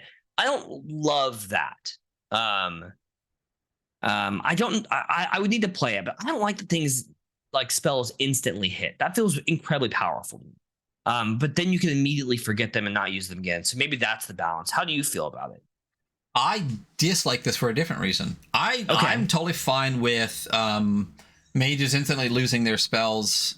Like when we played Victory Basic. Remember when you burnt out all your spells and you're basically like, well, I'm gonna poke with a dagger. I'm totally fine with that. I love that because as mages inevitably level up to a point where they're gods. Like it's impossible not to, right? My problem is mechanically. Why do you cast it without a roll and then roll to see if you forgot it instead of just cast it with a roll, and if you fail you forgot it, but like you cast it regardless, you know what I mean? Like that just, it seems like too, like I'm gonna cast Fireball, and then we're gonna talk about how the Fireball works out, and then I'm gonna go, okay, now that you've rolled Fireball, tell me if you forgot or not. Or versus I could just be like, I'm gonna roll for Fireball, I cast Fireball regardless, but then I go, oh, but I failed my roll. Yeah, I think maybe I forget it. That too. Everything else rolls before attacking. Everything. Yeah. There's just no reason to do it after when the exact same number of rolls can be done during. What I do like about this is it does take us away from spell slots. You don't have you're not burning a spell slot. And I appreciate that. Yeah, so I like I said, I like the way it works, as in like you can cast whatever for levels, you got whatever, and it's just when you cast, there's a risk that you could lose it. I love that. I just, again, like I said, I hate that it's not as you're casting the spell, you roll your forget roll. Yeah. You cast a spell and then you roll your forget roll. It's just an unnecessary step in there. But I personally do like how this works. But I see what you're saying, why you're like, meh. Yeah. Okay, moving forward. When turns are being tracked using minutes instead, a spellcaster may spend an action to attempt to cast a spell or prayer by reading it from a book or scroll. To do so, they must make an attribute test, adding the spell or prayer's level to the roll. If they succeed the cast, if they fail, it misfires. The player should roll on the magical side effects table, not hyperlinked. Yeah. So outside of combat, you can read off books and scrolls, but there's a chance to fail because you don't have it internally memorized, which I like the logic behind that. I'm like, okay, cool. That tracks to me. It says here, once again, a spellcaster can only cast spells up to and equal to their level. Arcane spells use intelligence. Prayers use wisdom. For all attribute tests, probably would put that a little higher. But yeah, that's the basics of casting spells. Yeah. I'm mostly okay with it. Yeah, I'm mostly fine with it. Yeah, I agree. It's definitely not one of the magic systems where I read it where I'm like, I hate this, because that happens because I'm a very picky mage. But it's also not one of the ones where you go, oh my god, I just got totally. I'm gonna make a whole game now. Yeah, it's not Acid Mages. This is not. Yeah, as the guy who always reads the wizard part and then decides whether or not I want to play this game, like this, I mean, I'll play this game. Someone runs it. Okay. Moving on to creating a character. Rolling dice and finding a character concept. So pretty much come up with your character concept. Think of a character that's engaging that you like to play. I'm a person who sometimes will roll stats first and then come up with a concept, especially in a game like this where you're rolling, I think, in a line, right? So it's split up into sections. Section A, rolling dice for their attributes. Characters have 6 attributes. They're listed. They define everything about the character.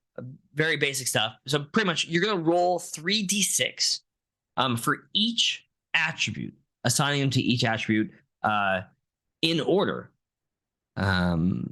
If you roll a 14 or up on an attribute, the next one is automatically a 7, which I thought was an interesting balancing method.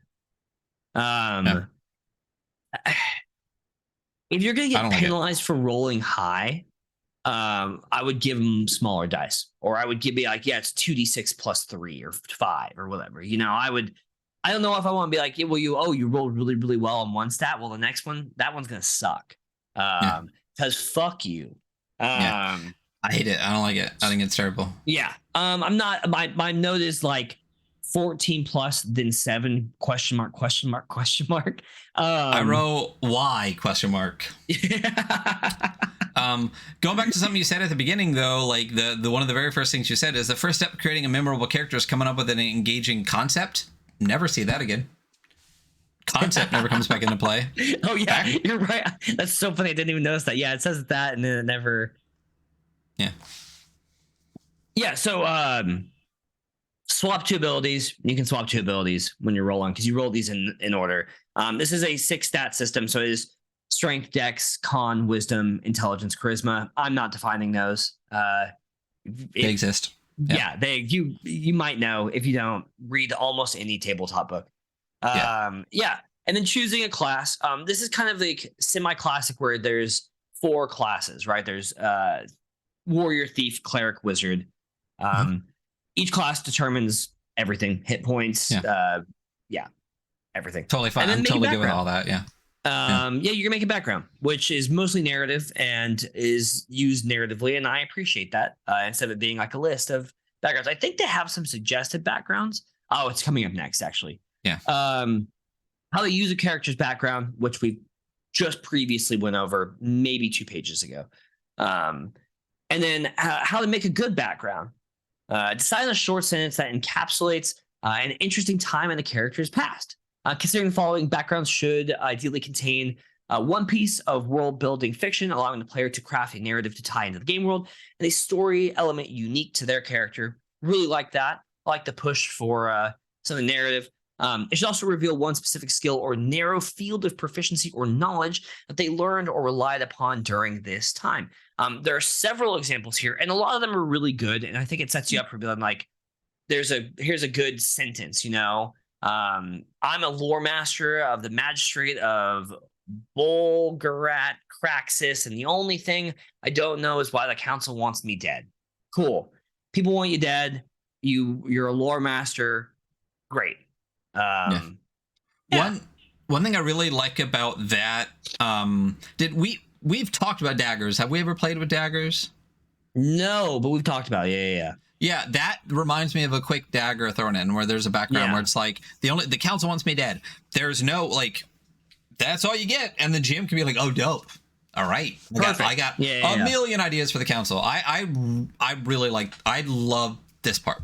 Background might be the best part of character creation. Even the inspiration table. Even the inspiration table. I was about to say the inspiration table is really cool. It's a D12 inspiration table that you can roll on to, like, you can get lost heir to an old throne, raised as a poor street child, all your favorite cliches. Number 6, sold to a wizard as a child. That was a really good one. Such a good one. A lot of these are really good because in literally like 5 words, you've read that book. You know what I mean? Like escaping held prisoner, reputation ruined by vices. I mean, that is all you need for whole background. That'd be fine. I've been handed 8 pages before, and I've been handed 1 paragraph before, and I can tell you the 1 paragraph was way better than the 8 pages. 1 paragraph is always better. The 8 pages is all. I'm always like, dude, this is too much. You've written your whole story. Like, we're about to go do that. Like you've already lived your entire life. Like at one point, like where does the adventure come in? Cool. And then we have they're like, what? No, go. I'm just being annoyed quietly. The character sections I quite like. It's like a little character sheet with a solid piece of art. Very straightforward. Very clean. I love them. I think it looks fucking fantastic. Why is it what I would like to know on like what page 20 something? Why is it on page 18? Like, the character sheets could definitely also be in the back of the book. What would be ideal here? That could be what would be ideal? My notes for this was give me an example character sheet. Fill one out. Oh wait, why are you taking notes on my sections, huh? Why don't you get your own sections? I read the whole book. I know. I'm just kidding. So did I. I just didn't take notes in your parts. Cool. I don't really want to go over every class. Let's just pick one. Yeah, which one's your favorite? Thief. Oh, okay. It is by far the best thief ever, and I will tell you exactly why when we get there. Tell me why. So, Starting stats. It's very traditional layout for like what you get when you're starting the character. I don't really D&D. need to read all through it. Like it gives you everything you need to know. You start with a lucky charm, which I really like, a little bit of flavor. You roll on a d6 table, and maybe you'll get an eye patch, even though both eyes are fine. Or a bag of knuckle bones, which is great if you want to play knuckle bones. Yeah, and then equipment, you get 2 to choose from. Very thiefy, but roguish talents. It's the best thing ever. Okay. Because every time I want to play as a thief, like especially I'm 32. I don't want to play as a 14-year-old thief that doesn't know what they're doing. I'll be like, yeah, like I'm a 32-year-old like mediocre thief that was trained in a good school, but really hasn't made very much. But they have all these talents, and like I always feel like I never feel as talented as a thief as I want to, you know?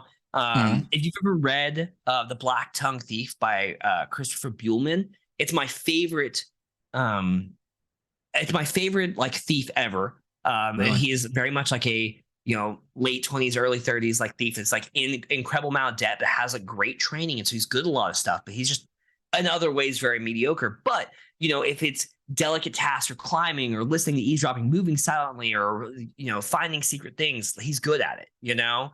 And I feel like for this, it just lets you really take ownership of like what my ideal like thief fantasy character is. Oh, so you get all of those things. You just get advantage get all on of those. So it's just like if you're doing thiefy shit, roll with advantage. Yes, Love that. I mean, yeah, that's totally. That's what you should think you should get. Yeah. Yeah. And I don't think it's out of. I think the only people who really get screwed in the characters on this are the casters, because they pretty much don't get anything other than casting, which I guess balances out because everything instantly hits here. So do they really even need more talent? You know. But yeah. Other than that, you get nimble expertise, roll with advantage when testing dexterity, to avoid damage or effects from traps or magical devices. Sneak attack, which if they're unaware, you can do 2d6 plus your thief level and damage.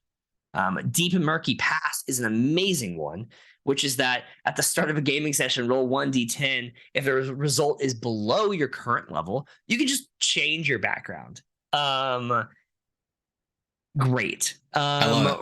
Yeah. It's really very good. A dagger for every occasion, regardless of what the thief is carrying. They can produce a small throwing knife from somewhere. There's just like, it's such a great example of a thief. I'm just like, oh, this is the best thief I think I've ever read. But yeah, and then gaining a new level, which is on each and every one.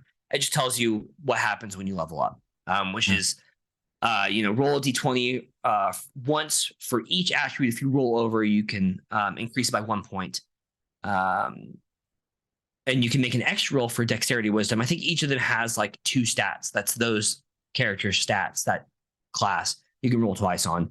And then you gain 1 hit dice. You roll 1d6, which is the hit dice for this character. Yeah. I mean, this is all pure mechanics, right? Without even needing to really write it, because none of this is really like text, right? And this is what I'm saying is if you strip out everything from this game except what would be like an SRD, it's so fucking good. Like as a game, again, there's a reason so many games are based on this, because the game is so good. The presentation of the game just it's frustrating. Yeah. It's frustrating, you know? Because so much of it is so good, and then I'm just like, why? So we're at the cleric. Is a really interesting art piece too. I love that one. It's it's really great. Yeah, but here's the thing too. Well, it's got 2 hands stapled to its like neck piece. But here's the thing: we're at the cleric here. Remember that section earlier where there's like talking about banishing undead? Why? Like, here's the thing: the only reason is because it didn't fit on the character sheet. Yeah. Because there's a section here that says banish undead. A cleric may spend an action to banish all undead nearby. For the full banished undead rule, see page 15. It's not even on the character sheet. Like everything that every player gets is on the character sheet, except for like the cleric. It couldn't quite fit that one in there. You know what I mean? Like, come on. Oh, and Wizard's got her boobies out. Yeah, a titty wizard. Very normal. Yeah. Yeah. I will barbarian wizard, you know. Well, all of the art pieces is paint a very different picture than the book presents itself up to this point. Yeah, you know what I mean. Like even the warrior is like got like a Viking helmet and stuff. Yeah, it's much but more then- like a brutalist, like berserker, like barbarian-esque character art right here. Yeah. You know? especially the cleric and the wizard. Like Cleric's the got cleric and the wizard look like the hands. most. It's not a thief and the warrior. The cleric, the warrior honestly looks kind of Humpty Dumpty. He's like, "Durr." But like the thief and or the I'm sorry, the cleric and the wizard look like fucking bad. Like that's got to be blood on his face too. If you go to battle and you see them, you leave. You know? Yeah. Yeah. You see I'm the guy sorry, with the if- hands like nailed to the wheel around his head. I'm leaving. Yep. All right, you win. Bye. Like. Yeah. All right. And then under wizard, there are spells and prayers. They're very standard. Yeah. My note they're- is just the word generic. Yes, they're very standard. There's nothing I think that made me go, oh, that. You know what I mean? There's nothing weird. Like There's not nothing as weird at all. Yeah, and I really want. I don't know. But Magic should be weird. 2 pages earlier, you look at the wizard. The wizard Yeah. who's got like horns and claws and goblin head strapped to their belt, and then they're gonna go, "Oh, I cast light." Like, Yeah, it's just there's a disconnect between the art, which is super cool, and like the spells, which is very much like the standard European fantasy spells. they're literally just D&D spells. They're the most they are classic, just D&D spells, standard. It's literally like create food, purify water, light, detect evil, teleport. Like the most classic, generic, standard spells ever, with no attempt whatsoever to put any spin on them whatsoever. Which is fine, whatever. It's fine. And then a blank character Moving sheet. forward, there is a blank character sheet. On page 28 instead of in the back of the book, which is unfortunate because it's a good page. I like the maps and notes section. I like that's just opened but squared, like gridded. And then you have the player's turn back, which I kind of like. I love it. I like this. I think it's great. Yeah. I think my note says interesting. I like how this is broken up. Blades in the Dark could have benefited greatly from this approach. Absolutely. To have a whole section. That's very true. Yeah, to It's a have good art everything piece. it's a great art piece. But if everything that the players need is from page like 20 up, you don't need anything else in the book. Perfect. There you go. Yeah. Moving on to rules for the GM, playing a game step by step. I do like that there are steps. I don't know that I found them incredibly helpful or necessary, but I'm not a new GM, so maybe for a new GM this is great. We're like 85% the same person. Yeah. My note literally says, okay for beginner GMs. Yeah, so I think this is really great for delineating that like difference between the moments to minutes play. And I think there's a lot of value in that. And it kind of tells you when you should be spending your usage dice if you have them, when you transition into that minutes play. I think this is a fine section. It gives you the basics on attribute tests and like what each attribute really goes with and what you should be having them roll for. Liked that a lot. There is like a creature reaction table. The dealing damage to the character. It gives you just a little kind of grid based on hit die to like what kind of damage should be done. This is a great section for beginners. Yeah. I couldn't agree more. I think if this is the thing that I kept trying to tell myself over and over and over again, right? No one is going to pick up Kingdoms and run that as their first game. Many people could pick this up and it could be the first game that they ran. So do we need this section in here? Absolutely. And I think for what it is, for people that haven't really done a whole lot of gymming before, I think it's fantastic. Yeah, I super agree. There's a random encounter table. Random encounters are great and you should use them. It tells you kind of how to make a random encounter. It's just like pretty much every 15 minutes of like real-time play in a dangerous environment, or if the character lingers in one place too long or makes actions that would reveal themselves. Very cool. Yeah, you make your encounter roll, and yeah, it's good. It's great. So It's fine. The note that I have for this is that this is the beginning of the toolkit section, yeah, and is pretty generic overall. totally. And some people, some people need that. So. That's fine. That's fine. Yeah, there are a lot of roll tables, and they're very usable. They're very okay. They're very okay. Yeah, I agree.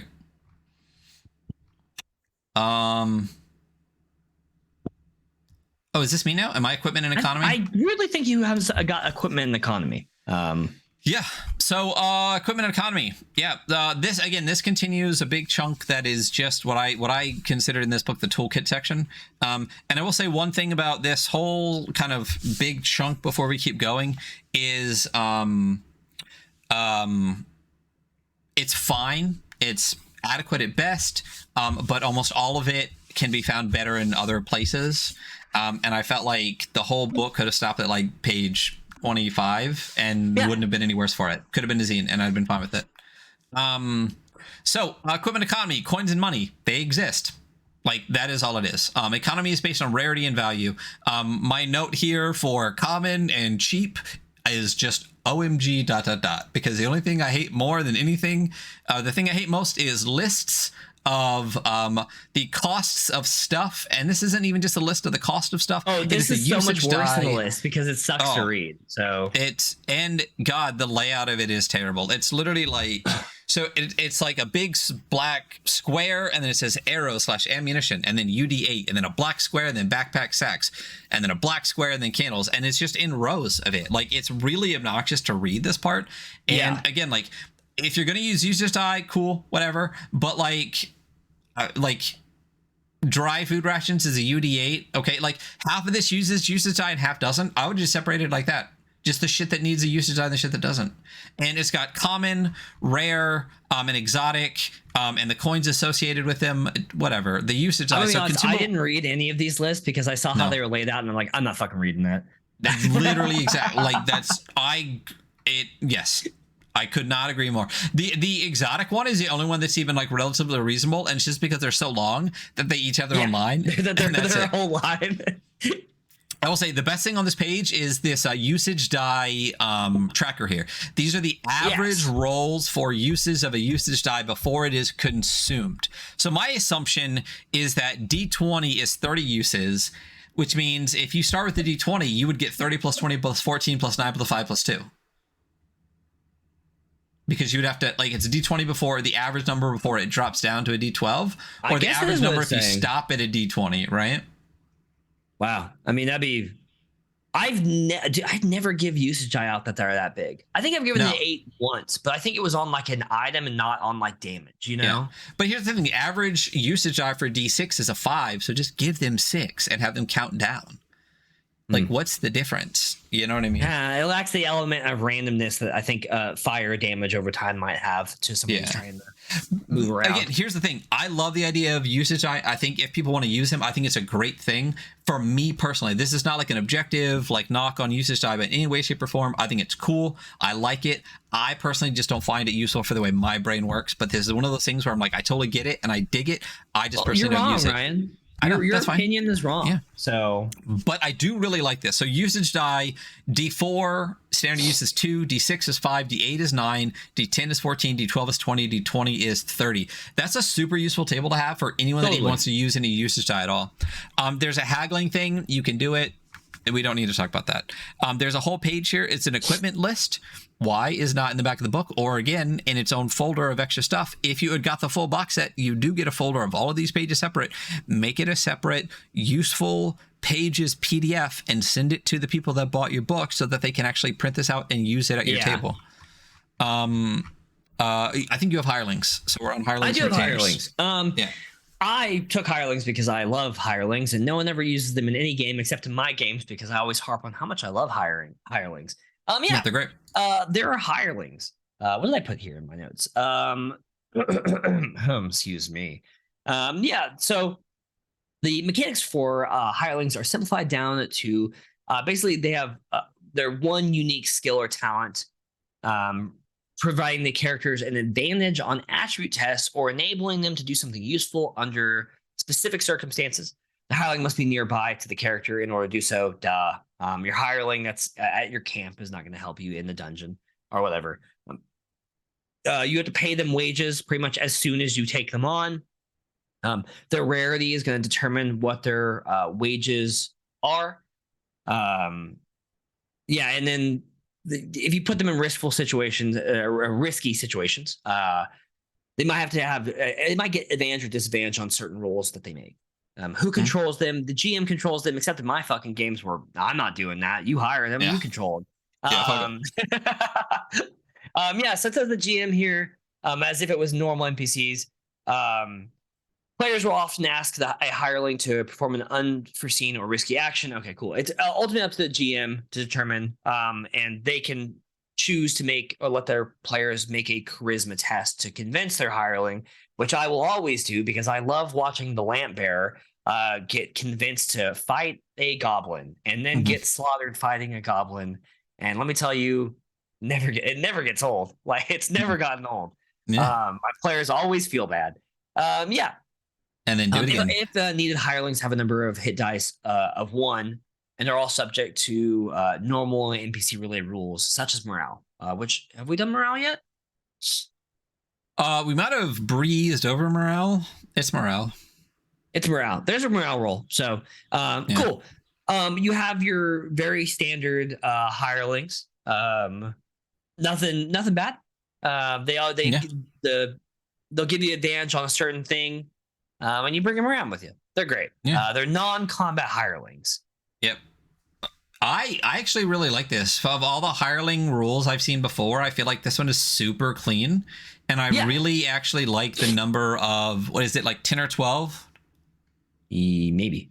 I think there's 12 different hirelings, and giving them all like one little thing that they basically just get advantage to help the party on, I think is super clever. And I feel like they're all different enough. Like normally light, I don't think we even got to light yet, or we're fixing to get to light, but like a torch is just close light and that's it. But like the torchbearer gives light for close and nearby. Like that's huge in the context of like the rule that we're fixing to go over, but it's small in the context of like anything else. So it's a cool, totally. I really, really like the way the hirelings are done. Yeah. And it also makes it super easy to make your own. If you're just like, oh, like they hunt, so give them advantage on hunting, like that. It's really clean. Did I have Panic and Light? Yeah, I think it did. I took a lot of notes on this one, so I probably had it. So Panic and Light ending up in the pitch black. This is another piece that feels Shadow Darky and just like fine, but like I would almost put this in as like an optional rule. When a characters explore deep subterranean places with unknown horrors lurking behind every shadow, light is vital. So if a character ends their turn in a place without a source of light, they must immediately make a wisdom test. If they succeed, they may continue to act as normal, but if they fail, they panic. My note was, this is fine. Interesting that there's no track for this. You're either panicked or not. There's not like it's instantly like, oh, it's dark, I immediately panic. It doesn't matter what level you are. It doesn't matter anything. You know what I mean? Like I would almost make it where like, obviously you gain more experience. So I would say almost like subtract your level from the roll. Yeah. That would be a super clean way to be like, I've done this enough. I don't panic as easy, you know? There's a madness and horror part. A GM might make a player, might ask a player to pass an attribute test or else panic if they see something crazy. If they're confronted with something so horrific it has potential to damage their mind, that's fine. Tracking daylight, I found to be a completely redundant and unnecessary rule. It basically just says you can track the passage of daylight with a usage die. I don't understand why you would do that. It feels like a really you know how daylight's slightly randomized every day. What? Let's unstreamline a completely streamlined process. You know how streamlined it is? It's light out. Now it's not. Like that's how you can track day. But this literally says when using minutes, the usage die should be rolled once all the players have done what they want to do with their turn. Start with 1d10 in the morning, 1d8 for the afternoon, 1d6 for the evening, and 1d4 for dusk. I honestly read that once and was like, I don't even want to reread that to figure out what the fuck it says because it's so unnecessary. There is a panic table here, which is interesting, but again, almost entirely mechanic without narrative whatsoever. So gritted teeth, you make a free wisdom test in order to end the panic. That's a 1. On a 6, it's a heart attack, and you're instantly out of action. But there's like life before the eyes, fumble, shock. It's just a D6 table for panicking, and you roll a wisdom test every time you go into darkness. That's it. And if the GM says, "Oop, that's super horrifying, roll another one," that's all you do. Ranges of light. Typical light sources such as lanterns and torches provide enough illumination for all creatures that are nearby to see. Should the GM need to make a ruling, it's fair to call any source of light, blah, blah, blah. Oh, never mind. So all torches can go out to nearby. Your torchbearer is just holding it for you. Dim and low light, basically, you can just hold a candle, which only basically keeps you out of panicking, but doesn't really give you any light whatsoever, is what it says. That's it. Diseases, and narcotics, and poisons. Did you? Yeah. So diseases, narcotics, and poisons. Yeah. When a drug is taken, poison administered, or disease is caught, the character should immediately test their con.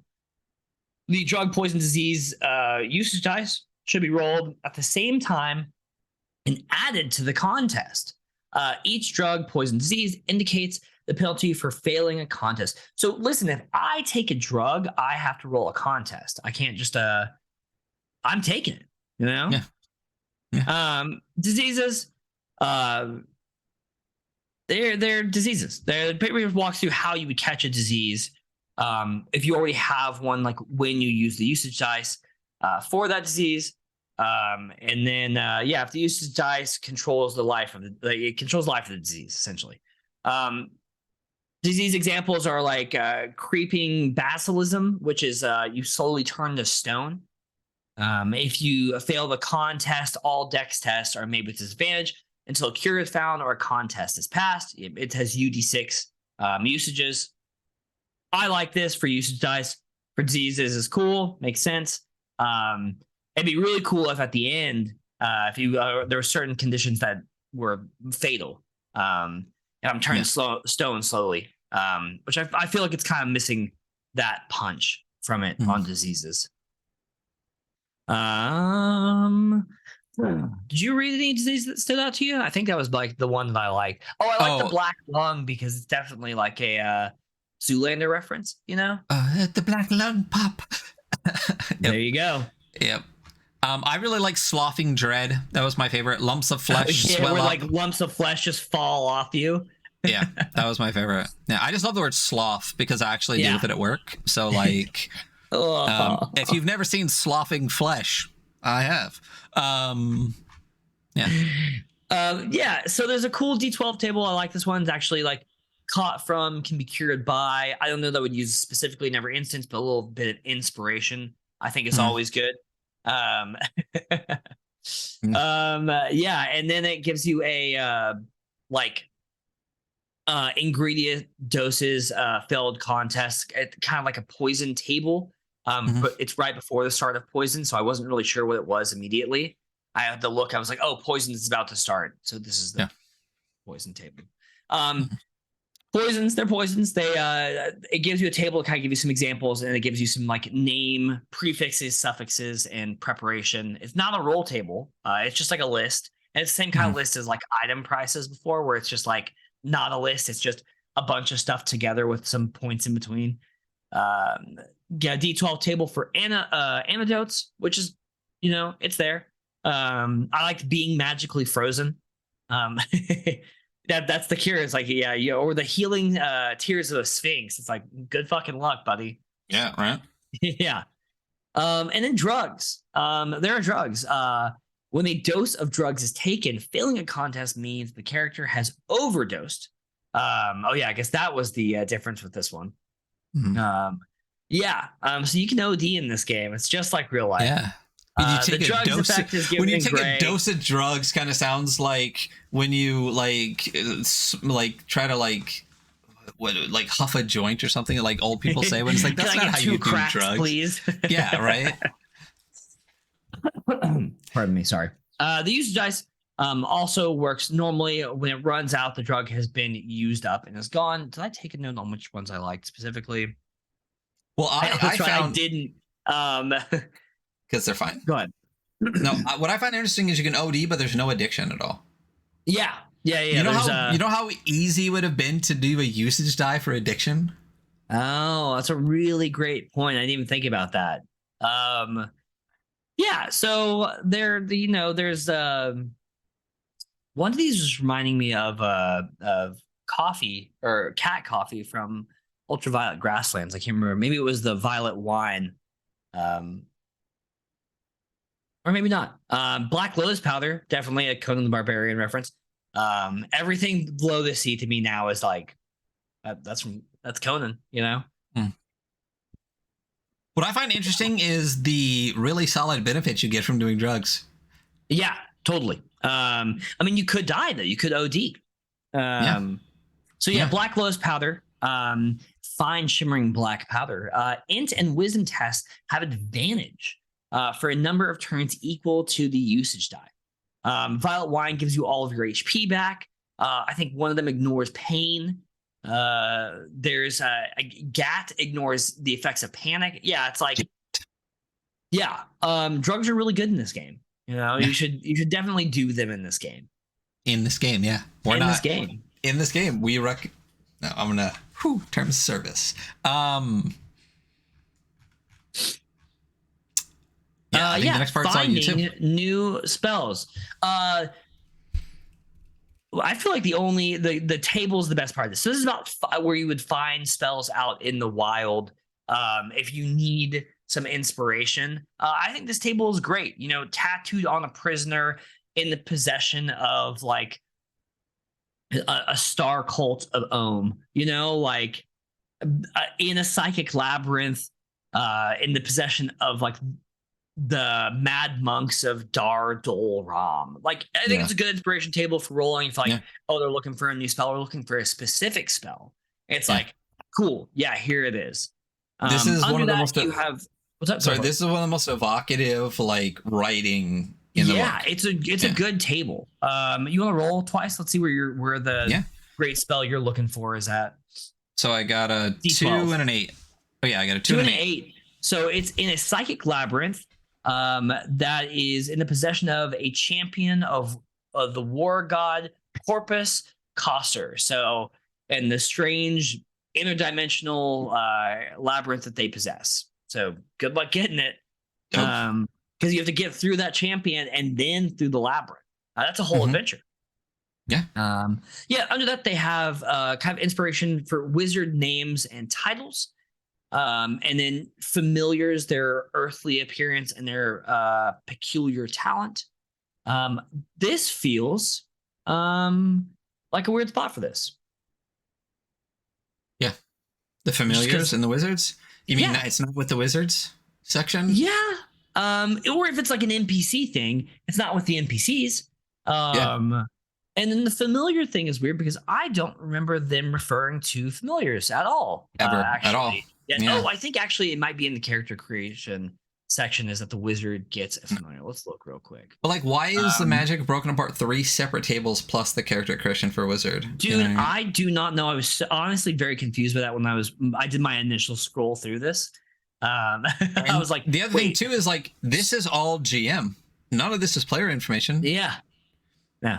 But okay. The next page is going to be the magical side effects table, which I do think is kind of fun. So let's go ahead and roll on it while we're here. Some are okay. Yeah, we'll do it D100. I got a 23. I got I hear faint music constantly. Cool. I got grows 2d6 inches.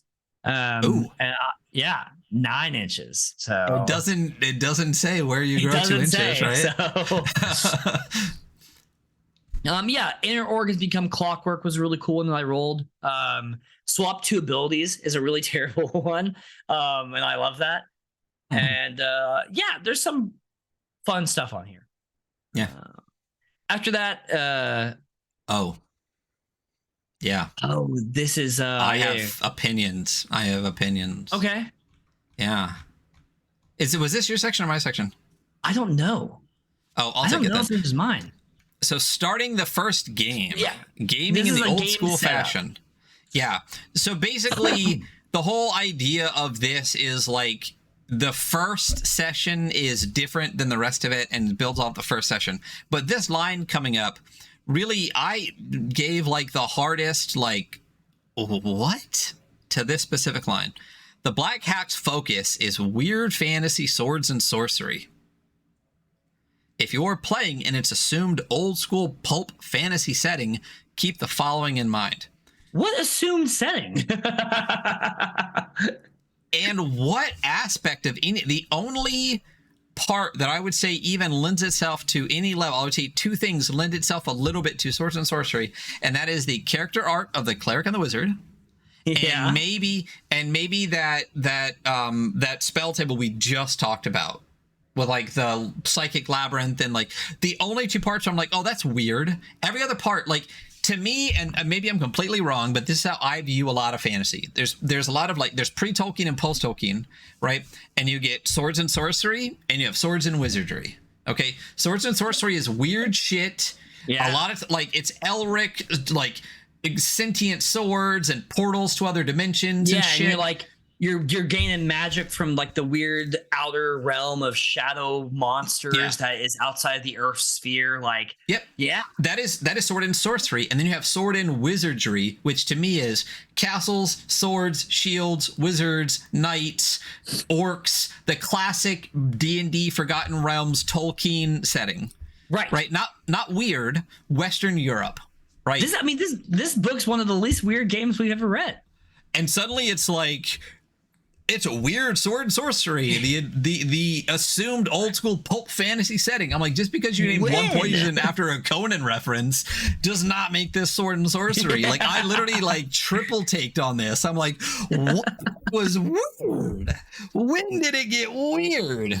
Anyway, so starting the first game, there's some stuff here about adventure. Adventure must be found. The world is cruel. The world is persistent. The very first session, like, generate an inciting incident to resolve, and then an urban environment dungeon or wilderness to start the characters in.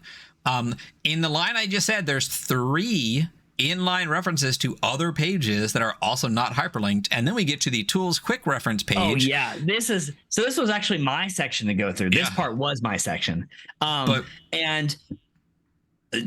Dude, I mean, what's the point of putting all the page numbers? They're not hyperlinked. Yeah. It's Also, literally like, a list. It's literally a list of commonly used rules and tables, like dotted list with bolded page numbers that don't link to anywhere. Yeah. What the fuck? That's pretty much my whole opinion about this page, actually, is that like I didn't even bother after that because I was like, oh, I mean, it's the index, you know? And here's the thing: is it's a good index if it were hyperlinked. Yeah. It would be fantastic. Everything that you need for running the adventure hyperlinked on one page with references out to everything you could possibly want. Dope. Just hyperlink it so I could. You know how easy it'd be to navigate the entire PDF using this? Oh, I know. It'd be crazy. This is like a great conceptually is an amazing page.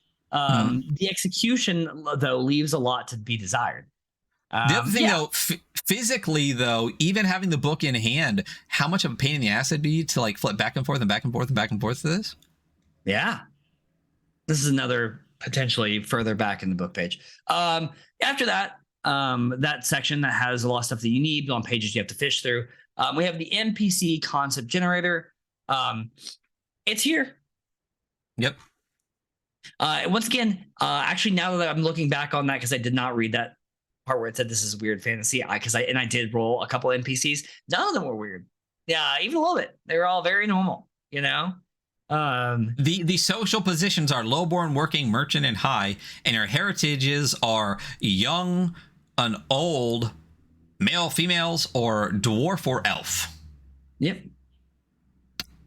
Sorry, dwarfs and elves don't scream weird sword and sorcery to me. There's really nothing weird in this. I mean, even we're gonna get to magic items here pretty soon, which is another one of my sections. and it was like I wrote down 2 that I thought were good, and there's a list. So yeah, but we just hit the section that's just like it's just tables. Yeah. Like I literally went okay, and just scroll. Unless there's something that you tables. What's on the corpse? I think is a fairly usable concept. Although I don't really love this page. The layout it's a drop table. Well, it's a drop table. Oh, it's a drop table. Well, that'll help with my computer screen. So when I it use says this PDF. what's on the corpse? Drop 1d6. If it's a 5 or a 6, you pick whatever it dropped on. But once again, it's in the middle of the book. If you bought the full box set, you'll get it as a page later. But just make a PDF of all of these unnecessary in-book pages of useful tools. Like, it's frustrating how good these pages are and how poorly they're presented. Yeah. And then there's I mean, the rest of it's kind of generator stuff. There's some overland adventure stuff, and then there's going to be hex terrain generator. It gives you a little example hex map, which I think it's actually kind of a nice map. I like what it looks like visually. Yeah. But what's on the next page? And then a blank hex map, which is good. On page, what is this, like 55 out of 120 something?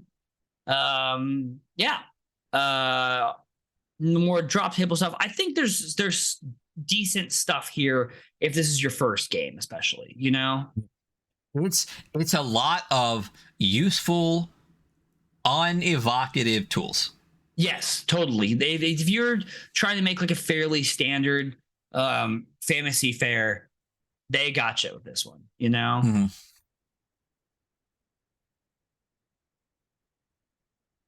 Yeah.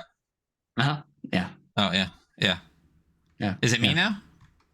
I don't know. It's not me. So. Yes, I mean it's again, there's all generators. We got a tavern generator, we got a quest hook generator, we got rival hero generator, we got a drop table of like fantastic. I love this style. It's definitely not it's very cartoony, but I love how fucking cool these pictures are here. The one dude literally has half a head. Like, and it's an empty half a head. Yeah, those like yeah, these are really fantastic. This shit's weird. Like, the artist knew, someone said draw weird, and they drew weird, and I love it. They're great. Yeah. Like, I would love this as just an NPC drop table to be like, oh, you get the guy with 2 horns. Like, that's your guy. That's your torchbearer. There's a whole thing. This is another table that really annoyed me. Underworld Adventures, and another whole table, a whole page of page numbers to other places for the stuff that you need. It's not hyperlinked at all. There's a dungeon generator. There's inhabitants generator, entrance generator, room and area generator, empty room generator. You know where I think the book starts to shine again, and frankly, we can just skip there. I was going to say, yeah. In the bestiary. Yeah. Like, there's a trap section. Yeah. Oh, keep going. I'm sorry. No, you're good. Do the trap section. Oh yeah, no, there's the trap section. Exactly what you were saying is like the bestiary. There's like secret doors. There's a note page for taking notes on a map for. Why is it in the book? Like, I know we've said that a million times already, but it's like no one's gonna write in the book the one time that they play this game. It's just unnecessary to have a blank dungeon in the book instead of as like with notes, with a blank notes page. I've never seen so many blank tools in the actual. It's such a waste of page numbers. There's literally like 15 pages already that could have been completely taken out of the book because they're not helpful in the book. Random map generator. And then we got to monsters and opponents and the every monster. So this is the section we can talk about a little bit. And then we hit the bestiary that Hunter was just about to talk about. So talking about monsters real quick. Monsters and opponents, a guide to creatures and monsters. This is another part that really drove me up the fucking wall, right? So there's a big section here that says, don't worry about balance. What I also find interesting is how we've gotten to a new style of header. I don't remember seeing this a lot before, but like normally, like it's all been these like capital letters with kind of like a distressed thing to it. And now we get to another section here where the same height, but it's a different font and they're not all caps, but it's still a header. But talking about the monsters section, it says, don't worry about balance. Except that some creatures encountered are too powerful. And then you go down 1, 2, 3 sections, and it says using an HD budget. Total the character's HD and use this as a budget to spend on creatures. Why would you do that? Balance. To balance the encounters. I don't understand why it says don't balance, but then here's a way to balance, like instantly. Not like an or do this. It literally is just here's two completely contradictory things. The creature's standard stat block, I actually really enjoy. There's a lot of redundant discussion about it, but basically you get the creature's name, their HD, the name of the creature's attack, the stat that it uses, what it targets, how much damage it does, and a special power, and that's it. So attacking and actions is listed, creating monsters selection, there's an every monster tab, yeah, which is just redundancies, and then there's a list of like cool special abilities, and that's it. And that's creating a monster. There's a couple listed here. Banished Elves, which is the most blatant ripoff of Drow I've ever heard. No, it couldn't be that. It's definitely not. Except they're boneless somehow, but it's a subterranean spider worshipping elves. And the name of the 8-eyed god is, I think the X's are Z, so it's Zizit. As in like Drizzt. Like it couldn't have been more. The black magic wizards, black magic, insane wizards pulling from the void, and then every spell is the most generic shit ever. Magic missile sleep to spell magic. I do like that they give you like info on them, the creatures as like types, you know, and not like this specific one. I feel like I read. Were there not vampires? Was that a different book I was reading? I think there might have been. Is this the bestiary section you're talking about, or have we not gotten to the base bestiary? No, this is the part I was talking about. I I think the one that stuck me was vampires. Maybe it wasn't in this. Maybe it was in a different one. What have I been reading this week? Oh, is it just further down? There's a lot. Yeah, so there's the demons, which are standard demons. It even uses like Vrox and stuff. The dire wildlife is a cool table. There's a whole page. It's fine. We can just cruise it. But I like that it's like they gave you info on it. They gave you some tables to like create your own individual ones. They kind of that told you how they acted. I mean, there's nothing here that like breaks the mold, but you know. But like you said, it is interesting that you don't just get a single stat block. You get tools to build out the super basic stat block they give you. I do think that the monsters, it's a really clean stat block that I think a lot like 5e could benefit from chopping down to this much, and it'd be just as impactful. Demons, dragons, dwarves, apparently elementals, elven kind are apparently their own thing. Floating oculus, which is literally just a beholder. Giant kind.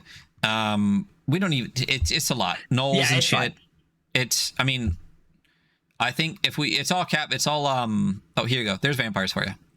Yeah, that's fine. Did you want to talk about how cool they are? No, I just liked it. So I like the art piece, and you know. Oh yeah. Well, I do like that the vampires do not look like just hot dudes. Nope. They don't. They're pretty. They're monstrous blood drinking creatures. So yeah, dig that. I think treasures and magic items. That was you, right? Or you found two that you actually liked? Genuinely are some of the more boring magic items that I've ever had to read. I think one of my favorites was, and this is very much who I am as like a caster and magic person, is 10, the wax seal of holding. It's like a wax seal, and you can seal something with wax, like even a window or a door, and it holds it as if you used a lock spell. And I just think there's something really evocative in like that tactile magic thing where you have like components and shit that I really liked about that. Yeah. And then the other one I really liked was the Phantom Limb. Spectral glowing appendage replaces a lost limb and allows the wielder to reroll one attribute test every session if the Phantom Limb is involved in performing it somehow. Which I'm like, oh, very cool. You lose an arm, right? You go to the dark wizard guy at the end of the street in that weird corner shop, and you get a Phantom Limb. Yeah. But yeah, so yeah. I do. That one's, a couple of these are okay, like you just said. and then the rest of them are super generic. What really got me on this page was then it talks about vanilla magic items. If you are looking for boilerplate magic items, here's some base mechanics like advantage on a die roll and all the rest. And then it's got a section here called better magic items. The best magic items don't provide flat bonuses or improved character abilities. Instead, they offer the players new and interesting ways to interact. Weird and unusual options ensure that the item can be used again. My note on this was, might have wanted to use this for their own items. Because that's all they did was like, oh, here's advantage, here's this, here's that. That's literally all they did was what they got for the vanilla stuff. There's a treasure hoard drop table. I think we all know how I feel about the drop table that's in the middle of the fucking book instead of in the back or in a useful place. This one's close to the end, so it's close. Yeah. And then we get to a sample dungeon. I started it and then just gave up. At this point in the book, I was just annoyed and didn't read it. Usually, gonna be honest, I didn't even bother reading it. So yeah, usually I at least read it. But we don't read it out on thing because it's just by the book, but whether you do or not, that's fine. There's the appendix, which is where all of those bold pages came, the bold italics came to die. They're actually hyperlinked back to where you can find them, I think, the first time. Or I'm sorry, not hyperlinked. They're listed and they should be hyperlinked, but they're not.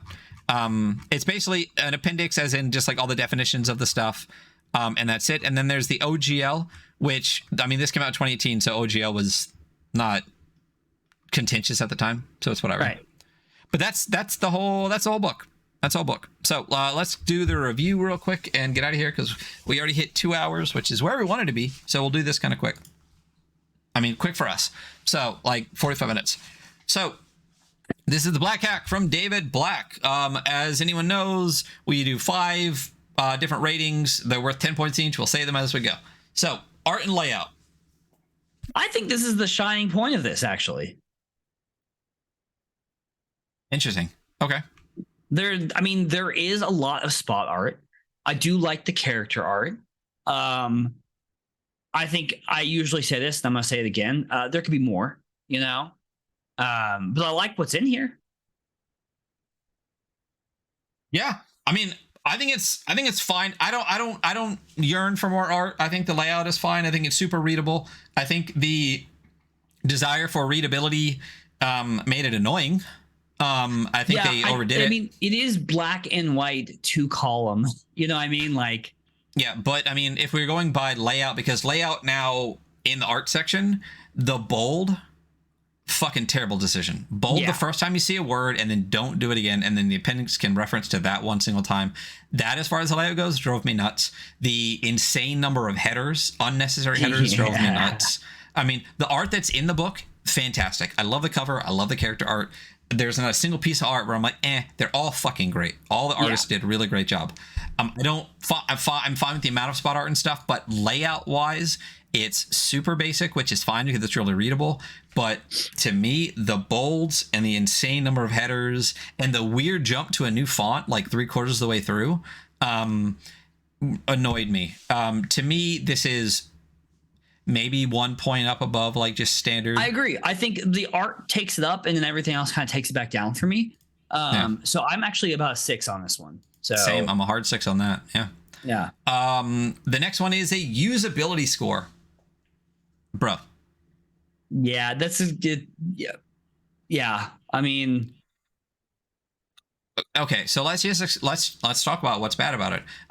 There's no PDF, there's no hyperlinks in the entire book, and the number, I don't know if I've ever seen more references to other pages in a book that we've ever read. And none of it is hyperlinked. Crazy amount for it to not have hyperlinks. For how many times it references other pages, I'm like, sometimes there are books that have hyperlinks at the beginning and then they don't have inline hyperlinks. And while it would be cool if they do, it usually doesn't matter all that much because there's not that many inline references. But this one has like inline references on every single page. It's crazy. It all it does is talk about itself on somewhere else. I will say physically, because that matters, it does have a ribbon, so good job. I like that.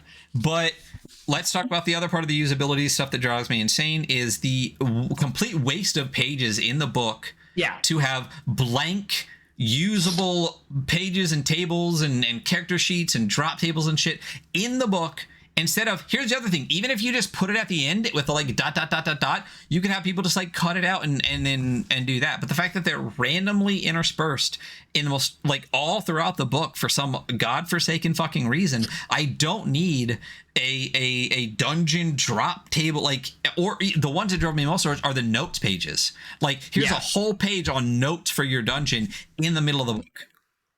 Again, if you got the full box set, apparently those came separate as like just sheets, one sheet that you got. But like, I didn't. But I got enough of the tier to get like all of this stuff, and the fact that they didn't even allow me to PDF link or to have just like one folder of like, here's the 15 pages in the book that are useful for you at your table. Nothing really annoys me. So honestly, like, what are your thoughts? I mean, it's a black and white book that you can read, you know? I mean, well, I wouldn't pass this above a 5. So yeah, well, I mean, this is for usability, not, I mean, this is like, how useful would this be at the table? I know, and like, I think the basics of usability is that I can read it, you know? I guess, I mean, I think, I guess I was throwing that into layout. Like, for me, usability is like, there's no hyperlinks, and there's way too many fucking page references to other things, so that's super not usable. There's a bunch of pages of stuff that they gave me to use that I can't use because it's in the book and I didn't get a reference page for it, and it's DRM, so I'd have to print the entire thing just to get the one page in the middle if I wanted it. I mean, it's DRM, which is also a pain in the dick. Like, I'm not going to sell your shit on the Trove or whatever, and guess what? Someone will just upload it with their name on it. No one gives a shit. The Trove. You know? Like, I'm a 5 at best on usability. I don't know if I've been more annoyed with something that I like so much. I wouldn't pass it above a 5 at all. So I'm very tempted to go 4 on just how annoyed I am with, like, I am not super. The thing is that like you can like I feel like the bare minimum for how usable a book is like, can I go through it and read it? Yeah, that's true. You know? Yeah. So I think this is a 5. Yeah. Yeah. Well, I mean, here's the other thing too, though, is like, there's a bunch of things in the book that are in the wrong spot. Like, why is armor way down somewhere else? So like the cleric thing, why is that not even right after the cleric? So as far as usability goes, it's like, okay. I can't even get I can't even get to the parts that I want to get to, because like, even the familiar thing, if that's on the character sheet, why is it in the GM section? Finding new spells. It's like finding new spells is like divided up after everything else. It's really, it's very weird. I mean, I'm fine with giving this a 4 for usability. So I don't know. I feel like, you know what? Yeah, I feel like I'm doing it, because to me, the basics of a 5 is I can read it to beginning to end and at least understand it, even if it doesn't have bookmarks or hyperlinks, whatever. But like, the things should at least be in the places that they should be in. To me, I should be able to go, okay, yeah, that's fine, and not give a critique on the character. If you're playing as cleric and you want to learn about banishing undead, why don't you go back up in the book to page 15 from the character sheet? That's what I'm saying. Like, a standard 5 for me should be like, I have nothing good or bad to say about it, it's fine. And to me, I got a bunch of bad stuff to say about this, and nothing else usability wise raises it back up for me. Yeah. Especially, I mean, and we're not even talking about this random different parts of the tools that are just like in the beginning of like 3 different cards and cheats and stuff. It's like, I didn't even get a book that just had all of it in one. Yeah, it's annoying to me. Rule set. All right, well, I love it. I don't know what to say about it. Yeah. I think it's a perfectly fine rule set. I think it works really well, and I think there's stuff in here that I like, and the stuff that I'm like not in love with, I'm still like, okay, cool, that's still cool, like armor. Like, I'm not like in love with it, but I definitely don't hate it. I'm really interested to try it out, and like, I think there's some value to that me being interested to try a rule itself. I like the minutes to moments gameplay. I like how it uses usage dice for like light or usable things within that kind of sphere of that like 2-tiered time. I think it's a pretty solid rule set. Yeah, I mean, as far as like just the rules, if I take out all of the like explanation of how they work, there's very little critique I have on it. I mean, again, there is a reason that so many games reference a black hack, because of just how clean so much of it is and how good so much of it is. Just looking at the rules alone, I mean, I really like this. Like, I'm like 7 or 8 easy on the rules for this. I'm not that high. So where are you at for I mean, I'm at 6-7. Yeah. All right, split the difference and go 7 on it. Yeah.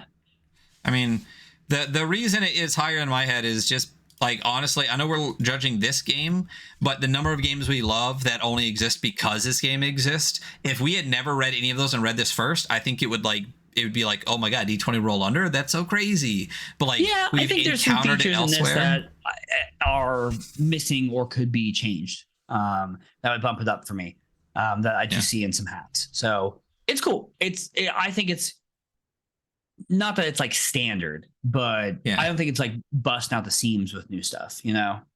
Yeah, I don't disagree with you. I mean, the other thing too is most of the games that we have read exist from 2020 beyond, and this originally came out in like 2016. So like at the time it was probably fucking crazy, but we're looking at it now. I think 7 feels good for this. I think you're right. There's things that I think it tried to add and didn't do as well as it could have. Originality, I mean, it literally says it's just a streamlined version of stuff that already exists, and the quote unquote setting inside of it doesn't exist. I mean, I don't know. Like, where are you at with it? You know, I mean, so the rules are like good, but they're not even really original within themselves, right? Like Into the Odd, the original scene came out in like 2015, 2014. And like, I think Chris McDowell was even thanked in the beginning of this. And so it's like the D20 roll under is like not even like a concept of this. I think it uses it well within like the 6 stat thing. I'm bogged down by the fact that there's nothing else original in here, like really genuinely at all. I'm at like a 5, honestly. Yeah, so I think I'm at a 5 too.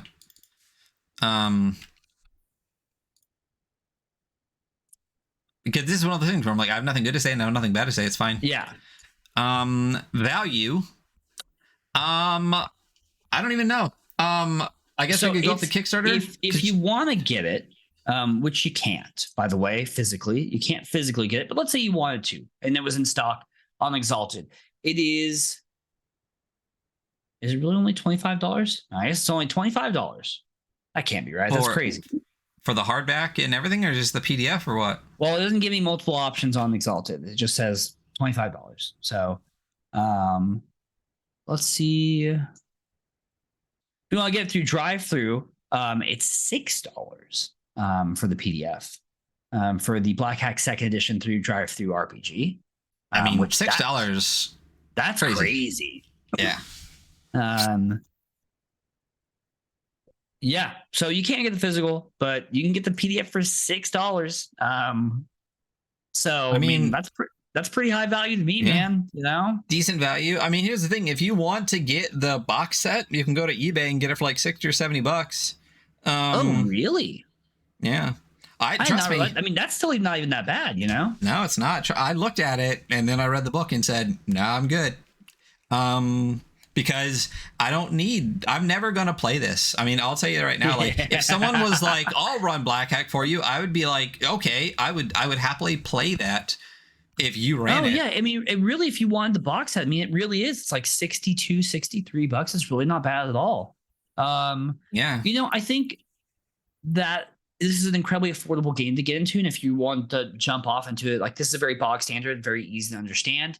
And for $6 for a PDF, or if you're like, I'm really into this, I want to spend $60 to get the box set, I think that's great, honestly. Yeah. Honestly, I think the best thing to do is to get the PDF for $6 and hack it for parts. Yeah, I would super agree. Which I think a million people have done and made better games than this. $6 PDF, man, I would have to say, like, that's probably like an 8 in value, you know?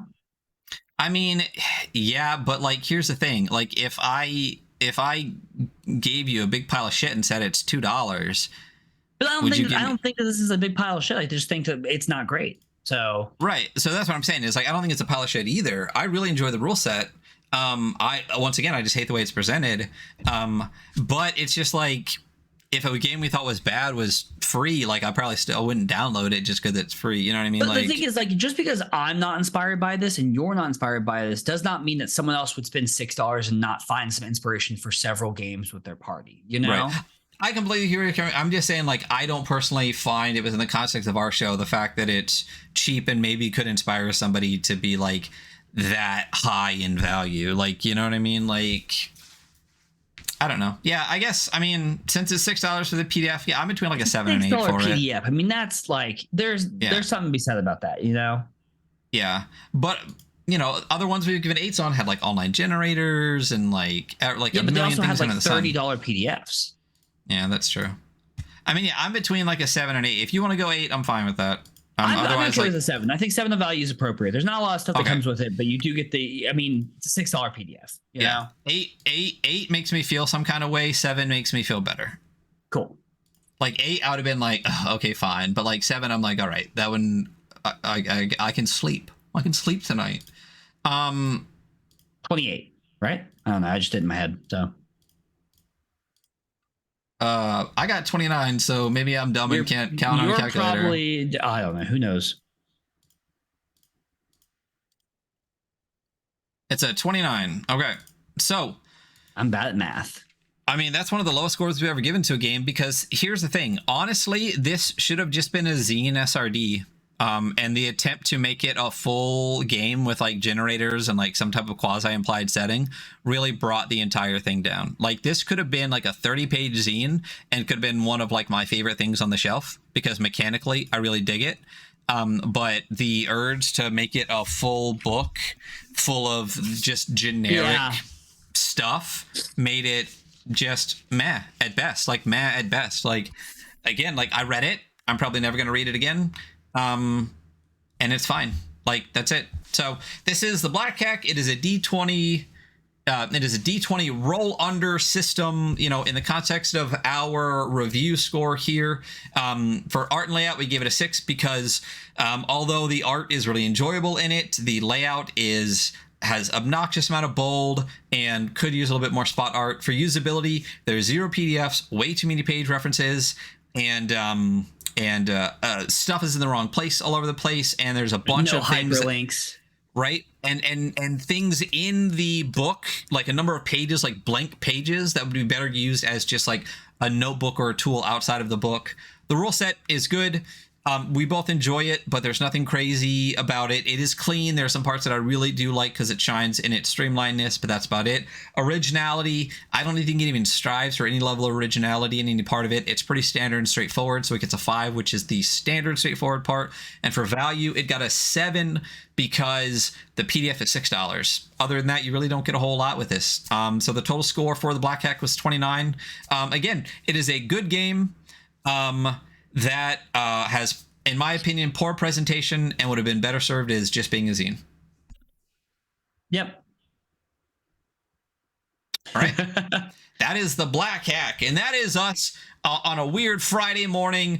Tune into us very soon, actually this coming Sunday, and we're going to be doing something a little bit different. We are going to be going over a bunch of games, but we're not reviewing any of them. We are just appreciating how fucking cool they are. We're going to have a whole Highland Paranormal Society day. We're going to have a Nate stream, just enjoyment. We're going to be going through the Haunted Almanac, which is put out by one of our favorite publishers, which is Games Omnivorous. It is a whole chunk of Nate Dream's game design career, both adventures and games. And we're going to be going through those, going through the one-page ones, going through maybe a game or two that's not in the Haunted Almanac. Again, not giving them reviews, not giving them any scores, just appreciating how great Nate thinks about game design and a lot of the cool stuff that he does. So really excited for that. That's going to be this coming Sunday. You can find all of our stuff on our link tree at the Weekly Scroll. We recently hit 1,000 subs on YouTube. Thank you all so much. Woo! We really, really appreciate that. Tune in on Tuesdays for our continuing Dragonbane campaign. And that is all I got for the day, Hunter. All right, look at that pretty face. We are out. You all have a wonderful day. Bye. Bye.